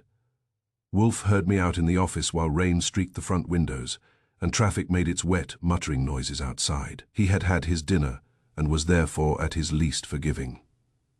Nothing conclusive, I finished. Ipfui, if everything were conclusive at once, your employment would be frivolous. He sent for Kramer. The inspector arrived at 9 with Pearlie, and the patient face of a man who knew he was being summoned not for courtesy, but because Wolf had finally arranged enough facts to make resistance wasteful. Edwin Dane came too. So did Clara James. Wolf had not invited Leonard Voss, which was itself a form of opinion. Briggs and Kent were absent. Wolf wanted them absent for this stage, as a chess player removes 2 pieces from the board to see the lines more clearly. When we were assembled, Wolf leaned back, shut his eyes, and began, which is his way of making everyone in the room feel both superfluous and necessary. "Mr. Bell," he said, "did not die because of an elevator accident. That was established at the start by the placed hat and the missing portfolio. He also did not simply blunder into danger. He was summoned to it.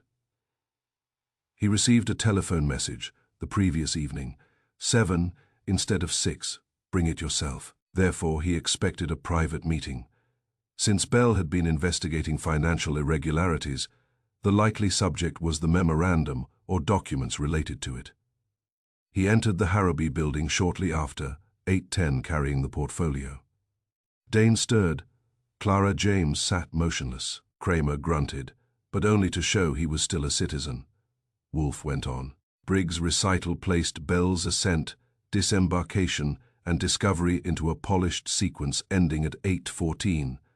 That recital is false, not necessarily in every fact, but in its construction. It has been rehearsed. The logbook confirms this.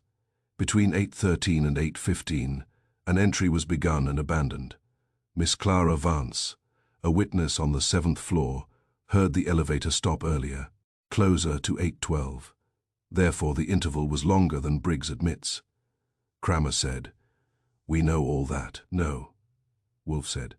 "You know the pieces. I am placing them." Kramer subsided. Pearlie looked grateful. Wolf lifted a hand. "Now, Bell enters the car and asks for 6, then changes to 7, Mr. Briggs stated. Bell said, "No, 7, as if recalling an instruction. That is consistent with the telephone message." Bell was not wandering. He was complying. But Bell never reached his intended destination in the ordinary sense. The elevator stopped early.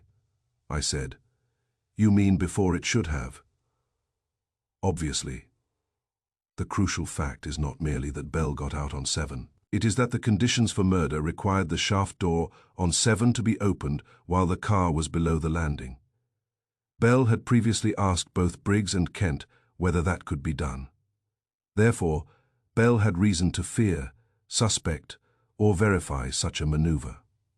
Clara James spoke for the first time. "Then why go?" Wolf opened his eyes and looked at her. "Because he believed he was meeting someone who would exchange information, bargain, threaten, or yield. Men investigating fraud are often vain enough to think knowledge protects them," Dane muttered. Bell was not vain. Wolf ignored him. "Suppose, then, that the car reaches 7, or appears to Bell, steps out, or prepares to. Someone is waiting in that borrowed minute. Bell is sluggish from chloral hydrate, not unconscious, merely manageable. There is a confrontation. The portfolio is taken. The hat is removed. and later placed down the corridor as misdirection. The shaft door is opened while the car is below landing level. Bell is forced or maneuvered through the opening and loses balance onto the maintenance beam. A push or gravity does the rest. His body lodges between floors. No one spoke. Rain tapped the windows with quiet insistence, as if it too preferred the story orderly, Kramer said. That still leaves who? Certainly, Wolf said. I have not yet reached dessert. I shifted in my chair. He had more than reconstruction in mind. I could hear it in the tone. When Wolf starts arranging facts into inevitability, somebody is about to feel the floor under him thin. He continued. The murderer required 4 things: prior contact with Bell, knowledge that Bell would come to 7, access or means to manipulate the shaft door, and confidence that Briggs would blur the timing or at least not expose the interval. Mr. Briggs did not invent that blurring alone. Mr. Kent taught him the virtue of order. He told him before police arrival to help them understand. That is, to be clear, consistent, and therefore safe. Kramer's eyes narrowed. You're putting Kent in it. I am putting him in the minute, Wolf said. Whether as accomplice, coach, or mere custodian of concealment remains to be determined. But the erased minute is not mechanical. It is human. Someone was waiting there. Someone whose presence Briggs had been taught to erase. Clara James looked at Dane. Dane kept his face disciplined and failed only in the eyes. I said, "And Voss?" Wolf turned his head toward me slightly. Mr. Voss used the stairs before office hours and was omitted from Briggs's script. That gives him weight, not immunity. It suggests his movements were significant enough to conceal. Kramer growled. Too many damn significance. Life is untidy, Wolf said. I am reducing it. He reached for the beer at his elbow, considered it, and set it down untouched. That is how I knew he was close. Appetite is the first thing Wolf sacrifices to concentration, and he resents both. Let us discard Briggs's timing entirely, he said. Bell enters at a little after 8:10. The elevator stops on 7 around 8:12. Something occurs there. Conversation. Seizure of the portfolio. Movement toward the shaft door. By 8:15, Briggs records an interruption, but only after aborting some earlier notation. Therefore, the fatal encounter occupied not seconds, but nearly 3 minutes. 3 minutes is enough, not for accident, but for arrangement. Arrangement, Clara James repeated quietly. Yes, the hat down the corridor, the erased log entry, the coached sequence. They are all postures. The truth lies between seconds where human beings expect clocks to rescue them. Kramer stood. You've got enough for arrests. Wolf's eyes flashed annoyance. Number. I have enough for caution. Arrest the wrong man now, and the right one will become resourceful. Then what? Wolf steepled his fingers.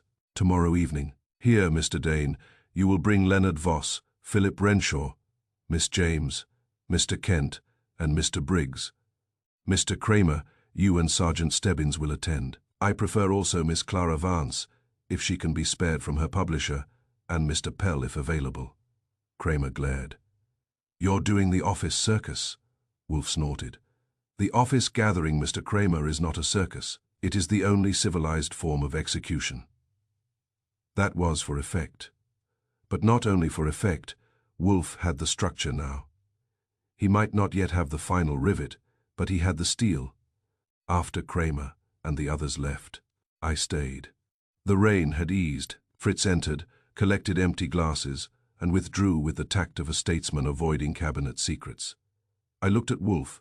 So Bell entered at 8:10 but never really reached his floor. Wolf grunted. He reached the place prepared for him. And Kent. Kent is part of the planting. Whether he planted understanding only after the fact, or before it, will be revealed. And Briggs. Briggs erased a minute because he had been taught that sequence is protection. For whom he believed he was providing protection is the real question. I nodded. You know who. I know, Wolf said. Where to look tomorrow when the liar attempts economy. That was all I got, which was more than I expected, in Wolf's line. As in architecture, the shape matters before the ornament. Arthur Bell had not vanished between floors by chance. He had been caught in a borrowed minute. a little pocket of time, polished smooth by fear and instruction. Tomorrow Wolf would tear it open. Chapter 9. Faye, the weight of repetition confronted. Briggs trembled for the first time. "I didn't lie," he whispered. "I just remembered what I was told." Kent had corrected him, shaped his memory into precision. A cleaner story, free of gaps, but truth lives inside those gaps. Saturday evening at 6 o'clock. The office on West 35th Street had the look it gets when Nero Wolfe has decided to collect human beings like exhibits and let them sweat under observation. The red leather chairs were occupied. The yellow one was not, because Inspector Kramer prefers to stand when he expects a confession and sit only when he has one. Pearlie Stebbins was by the bookcase with his notebook. Edwin Dane sat stiff, backed near the end of Wolfe's desk. Leonard Voss had achieved an attitude of bored elegance and was holding it with visible labor. Clara James was composed. Philip Renshaw looked as if he regretted all arithmetic. Harold Kent had the colorless patience of a man who believes form itself is a defense. Samuel Briggs sat nearest the door, cap in both hands, as if prepared either to flee or to attend church. Miss Clara Vance had come from Bromfield Press and taken the least conspicuous chair, which at once made her one of the more useful people present. Pell, the nominal manager, was there too, and already sorry. Wolfe looked from face to face with the calm of a judge, who has not only read the briefs, but written the law. Then he said, "Good evening, Mr. Kramer. If you please, allow no one to depart until I have finished." Kramer grunted, gladly. Wolfe inclined his head by perhaps a degree. "Arthur Bell was murdered because he carried documents dangerous to someone in this room, or to someone protected by one of you. That much is no longer in dispute. The murder was then wrapped in arrangement, a placed hat, a missing portfolio, a false timetable, and an edited recollection. The crucial instrument of that editing was Samuel Briggs." Voss made a small impatient noise. Wolfe ignored him. "Mr. Briggs," Wolfe said, "you have repeated your account until it acquired the hardness of cast metal, but repetition has weight. Enough of it bends the man who carries it. Tell us now, who instructed you after Bell's death to hold to that exact sequence?" Briggs went white. His fingers knotted in the cap brim. Kent said sharply, "This is outrageous." "No," Wolfe said. "It is overdue." His eyes returned to Briggs. "Who?" Briggs swallowed. Nothing came. Wolfe's voice hardened. "Mr. Kent spoke to you before the police arrived. He told you to help them understand later. When you gave your account, the timings became cleaner, firmer, narrower. The interval shrank. Bell's stop became 8:14 instead of a little after 8:12. Mr. Voss vanished from the stairs. An uncertain entry in the logbook remained uncertain, because certainty there would have been fatal to someone speak. Briggs's chest moved twice before air turned into words. "Mr. Kent said, I must be clear." Kent snapped, "I said nothing improper." Wolfe lifted a finger. Silence. That did it. "I didn't lie," he whispered. "I just remembered what I was told." "No one moved," Kent said. "That is nonsense." Briggs shook his head. "No, sir, after I found him. Mr. Kent said I was upset and might make confusion. He said to keep to the order. Mr. Bell came in, changed to 7, went up, got out, and then later I found him. He said, if I started wandering with times and little things, the police would think I was mixed in it." Kramer growled. "What little things?" Briggs shut his eyes. "Mr. Voss on the stairs, and that I thought the car had paused funny before 7, and that I started to write something in the log, but Mr. Kent said not to put guesses into a record. There it was." Kent rose half an inch from his chair. "I told him not to speculate." Wolfe turned on him. "You corrected him. You shaped memory into precision. A cleaner story, free of gaps." Kent's face stayed bloodless, but something in it lost symmetry. "I prevented panic." "No," Wolfe said. "You prevented inquiry." Voss leaned forward. "This is absurd. If Kent tidied a witness, that doesn't make him a murderer." "Indeed not," Wolfe said. "It makes him a gardener of falsehood. Murder is a separate accomplishment." Dane spoke then, his voice dry. Why conceal Voss on the stairs? All heads turned. Voss flushed darkly. I used the stairs, so what? Because Bell had been summoned to 7, because Bell and you had quarrelled over the accounts. Because if Briggs placed you near the scene before the body was found, police attention would fall where Mr. Kent wished, for reasons of his own, not necessarily yours, Kent said. I wished to avoid scandal. Certainly, Wolfe said. Men have killed for less respectable motives. Clara James spoke quietly.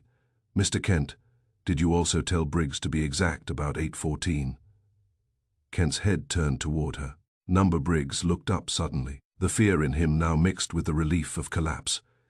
You did, sir. You said the patrolman had asked when, and I said maybe quarter after or before, and you said no, closer to 8:14, because that was when the interruption was noticed, and anything else would only muddle matters. Kramer took one step toward Kent. Kent said quickly, I inferred it from the sequence. Wolfe's eyes gleamed. Exactly. You inferred, then imposed the inference backward as memory. That is the weight of repetition, Mr. Kramer. Tell a frightened man the order often enough, and he begins to feel he witnessed it that way. Renshaw let out a breath. Clara Vance sat very still, but her face had changed. Doubt had been vindicated, and did not yet know what to do with the victory. Wolfe leaned back. Truth lives inside gaps. Briggs's gaps were these: the earlier stop, Voss on the stairs, the odd pause before full leveling, and the aborted log entry. Kent erased the gaps because they were untidy, or because one of them touched the murderer too closely. Kramer's voice was flat now. Which one? Wolfe looked at Kent, then at Voss, then at the others in turn. The last step remains. But now the scaffolding is down. Briggs had stopped trying to preserve dignity. He sat folded over his cap, shivering a little. I thought, he said hoarsely, if I kept it neat, it would stay small. It merely waits for someone to measure the space you omitted. That was where the evening stood, Kent exposed as the man who had taught time how to behave. Briggs broken loose from his recital, Voss no safer for being concealed, and the room itself beginning to feel the approach of the last turn. The false story had been cleaned of gaps. Now, Wolfe intended to enter them. Chapter 10. Faye. The silence after time. Harold Kent confessed without resistance. He needed Bell gone, and needed time to obey him. So he removed a minute, and built a witness to protect it. Briggs wasn't a liar. He was an echo. And in the end, it was not the witness who broke, but time itself. If you have never been present when Nero Wolfe stops hunting and begins pronouncing, you have missed one of the few remaining ceremonies in New York, not yet reduced to noise. The office was full. The air had tightened, and every face in it had reached that stage where nerves no longer show as movement, but as effort. Wolfe let the silence ripen. Then he said, now we will conclude. He turned first to Briggs. You are not the murderer, Mr. Briggs. You are an echo. You saw fragments, were frightened by them, and then accepted correction from a man whose worship of order exceeded his respect for truth. Briggs sagged as if a wire had been cut. Wolfe's gaze moved to Harold Kent. And you, sir, are the man. No one spoke. Not even Kramer. It is one of Wolfe's gifts that when he says the thing, people want a second to hear whether the room agrees. Kent removed his spectacles, polished them with a folded handkerchief, replaced them, and said in an even voice, You should explain that. I always do, Wolfe said. Arthur Bell had been tracing stolen funds through shell vendors. The shell vendors were not principally within Dane consolidated itself. They were attached to building services, maintenance contracts, deliveries and fabricated charges routed through accounts, so dull they were expected never to be read with intelligence. You controlled the practical life of the Harobi building, access, service firms, supply orders, keys, schedules, invoices. Bell discovered that the theft did not begin in the boardroom. It began in the basement. Dane inhaled sharply. Voss stared. Clara James did not move at all, Wolfe continued. Bell asked both Briggs and Kent about the 7th, floor shaft door. Why?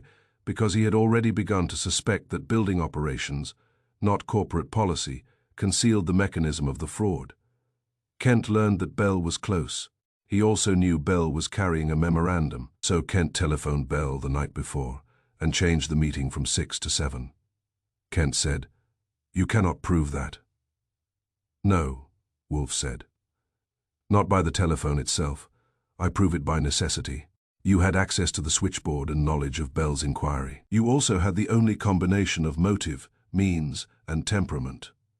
Mr. Voss has appetite, but not method. Mr. Dane has pride, but not concealment. Miss James has self-command, but no link to service invoices. You, however, had everything needed, and one thing more: a passion for neatness. That landed harder than accusation," Wolf went on. "Bell arrived shortly after 8:10. He entered Briggs's elevator and changed from 6 to 7 because of your instruction. Miss Vance heard the car stop around 8:12. Bell stepped out, or partly out, expecting you. He was sluggish from chloral hydrate, administered, I think, in a bottle sent to his rooms the previous day under some plausible pretext, perhaps as a courtesy from a vendor he recognized, enough to dull him, not enough to disable him. You took the portfolio," he resisted. "You seized his wrist. That accounts for the bruising. Then, using your key, you opened the shaft door while the car was below level. Bell, drugged and off balance, was forced through the partly opened shaft door onto the narrow maintenance beam outside the landing, where he lost footing and fell into the shaft structure, the frame catching him between floors." Kramer muttered. "And the hat?" Wolf nodded. Afterward, Kent placed the hat down the corridor near Kellett Imports to suggest Bell had walked farther and to pull attention away from the shaft door itself. Not brilliant, but hurried. Then Briggs found the body. Kent arrived at once and did what men like Kent always do when reality offends them. He edited it. Kent's face had not changed much, but it had thinned somehow, as if the blood had decided not to defend him further. Voss burst out. "Then why was I hidden in Briggs's story?" Wolf gave him a brief glance. "Because you were inconvenient. You used the stairs that morning to avoid Briggs because Bell had also threatened to expose your private borrowing from company funds, petty, clumsy, and separate from the murder. Kent saw at once that if Briggs mentioned you, the case would become noisy and uncertain. He preferred a single clean line, so he removed you, as he removed the missing minute." Voss opened his mouth, then closed it. "That is the best I had seen him all week," Dane said hoarsely. "Borrowing." Wolf made a small, impatient gesture. "Latter. It is sordid, not central." Clara James spoke quietly. "The portfolio." "Yes," Wolf said, "burned or concealed, but unnecessary now. Bell had already said enough to alarm Kent, and Kent's behavior completes the proof. He coached Briggs before police questioning. He imposed 8:14 as certainty because he needed the interval shortened. He discouraged mention of the earlier stop, the odd pause, and the uncertain sight of another person. He did not merely tidy a witness, he constructed one. Kramer turned to Kent. "You want to start talking?" Kent looked at Wolf, not at Kramer. That was interesting. Men who confess often prefer intelligence to authority for a final audience. Wolf said, "You will confess because resistance has no utility left. Briggs has broken from your sequence. The motive is yours. The means are yours. The call is yours by elimination and fitness. The false shaping of the witness is yours by admission. And only you had both the key and the mania to believe a removed minute could save you." For the first time, Kent's mouth altered. Not much. A faint downward line, weariness, not fear. "When Bell asked about the shaft door," he said, "I knew he had found it. No one moved." Kent continued in the same level tone. The invoices were safe as long as they were boring. Bell was not boring. He saw patterns. He called me fastidious. He meant it as an insult. Kent folded his hands once, neatly. "I telephoned him. I said 7 instead of 6. He brought the portfolio. He was drowsy already. I had sent a bottle to his rooms the day before, from a vendor he knew. He drank from it." Briggs made a sound in his throat. Kent did not look at him. I meant only to take the papers and frighten him, but he became difficult. He said he had told Dane enough already. He reached for the shaft door when he understood. I took his wrist. He slipped. I pushed. The room held still around the word. "And the hat?" Kramer asked. Kent said. "I put it farther down the corridor. I wanted it to seem he had moved away from the elevator." "Then Briggs found him," Wolf said. "Yes. He was incoherent. I told him to be clear, to keep the order. I thought if the account was simple, it would remain an accident." Kent paused, or at least an uncertainty. Kramer took one step forward. "You're under arrest." Kent nodded once. Yes. No protest, no collapse, no appeal. He rose when Kramer touched his arm. Not because Kramer touched it, but because the sequence now required rising.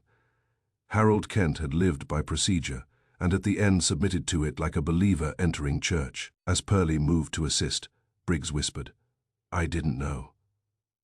Kent turned his head. "No," he said, "you only helped." That shook Briggs more than any shout would have. When they had taken Kent out, the office seemed larger, though not pleasanter. Wolf leaned back and shut his eyes. The case was over. Now the secondary debris could begin. Dane stood up slowly. Voss. Voss looked sick for the first time since I had met him. "I took money," he said. "Short term. I meant to cover it." Dane's face went blank in a dangerous way. "You will discuss that elsewhere." "That," Wolf said without opening his eyes, "is wise. Please do not attempt it here. I am tired." Clara James rose. "And Briggs." Wolf opened his eyes and looked at her. "Mr. Briggs lied only after truth had been improved for him. That may interest a prosecutor, but less than murder will. His punishment is that he must now remember what he saw without assistance." Briggs was crying without noise. It was not pretty, but then truth rarely is at that stage. Miss Vance stood and smoothed her gloves. "I was not mistaken," she said, "not to anyone in particular." "No," Wolf told her. "You were merely modest. It is a common defect in honest witnesses." That pleased her enough to carry home, when they had all gone except Kramer, me, and Wolf. Kramer stood by the desk with his hat in his hand. "You had him yesterday," he said, substantially. "Why wait?" Wolf made a face. "Because I dislike arresting men on style. I prefer facts," Kramer grunted. "You and your office gatherings." "Yes." He put on his hat. "Thanks. That from Kramer is as rare as a flawless peach in February." Then he left. I looked at Wolf. "Well," he sighed. "A dead man for stolen invoices and a murderer who believed a minute could be made to behave. It is depressing." "Not entirely," I said. "You were right, Archie, that is never cheering. It is merely proper." Fritz came in then and announced that dinner could still be rescued if no one intended further homicide. Wolf rose, which meant the world had resumed enough order to deserve sauce. As for me, I stayed a moment in the office before following him. The chair Kent had used was empty. Briggs's cap had left a damp crescent on the arm of his. Outside, the city was making its ordinary Saturday noises, ignorant as ever of the precise point where one life had ended and another had failed. Briggs had not been a liar, not originally. He had been an echo, a frightened man repeating the version of events given him by someone who prized order above mercy. Kent had removed a minute, polished a witness, and tried to make time obey him. But time is like Wolf when insulted. It may pause, but it does not yield. And in the end it was not Briggs who broke, it was the minute itself.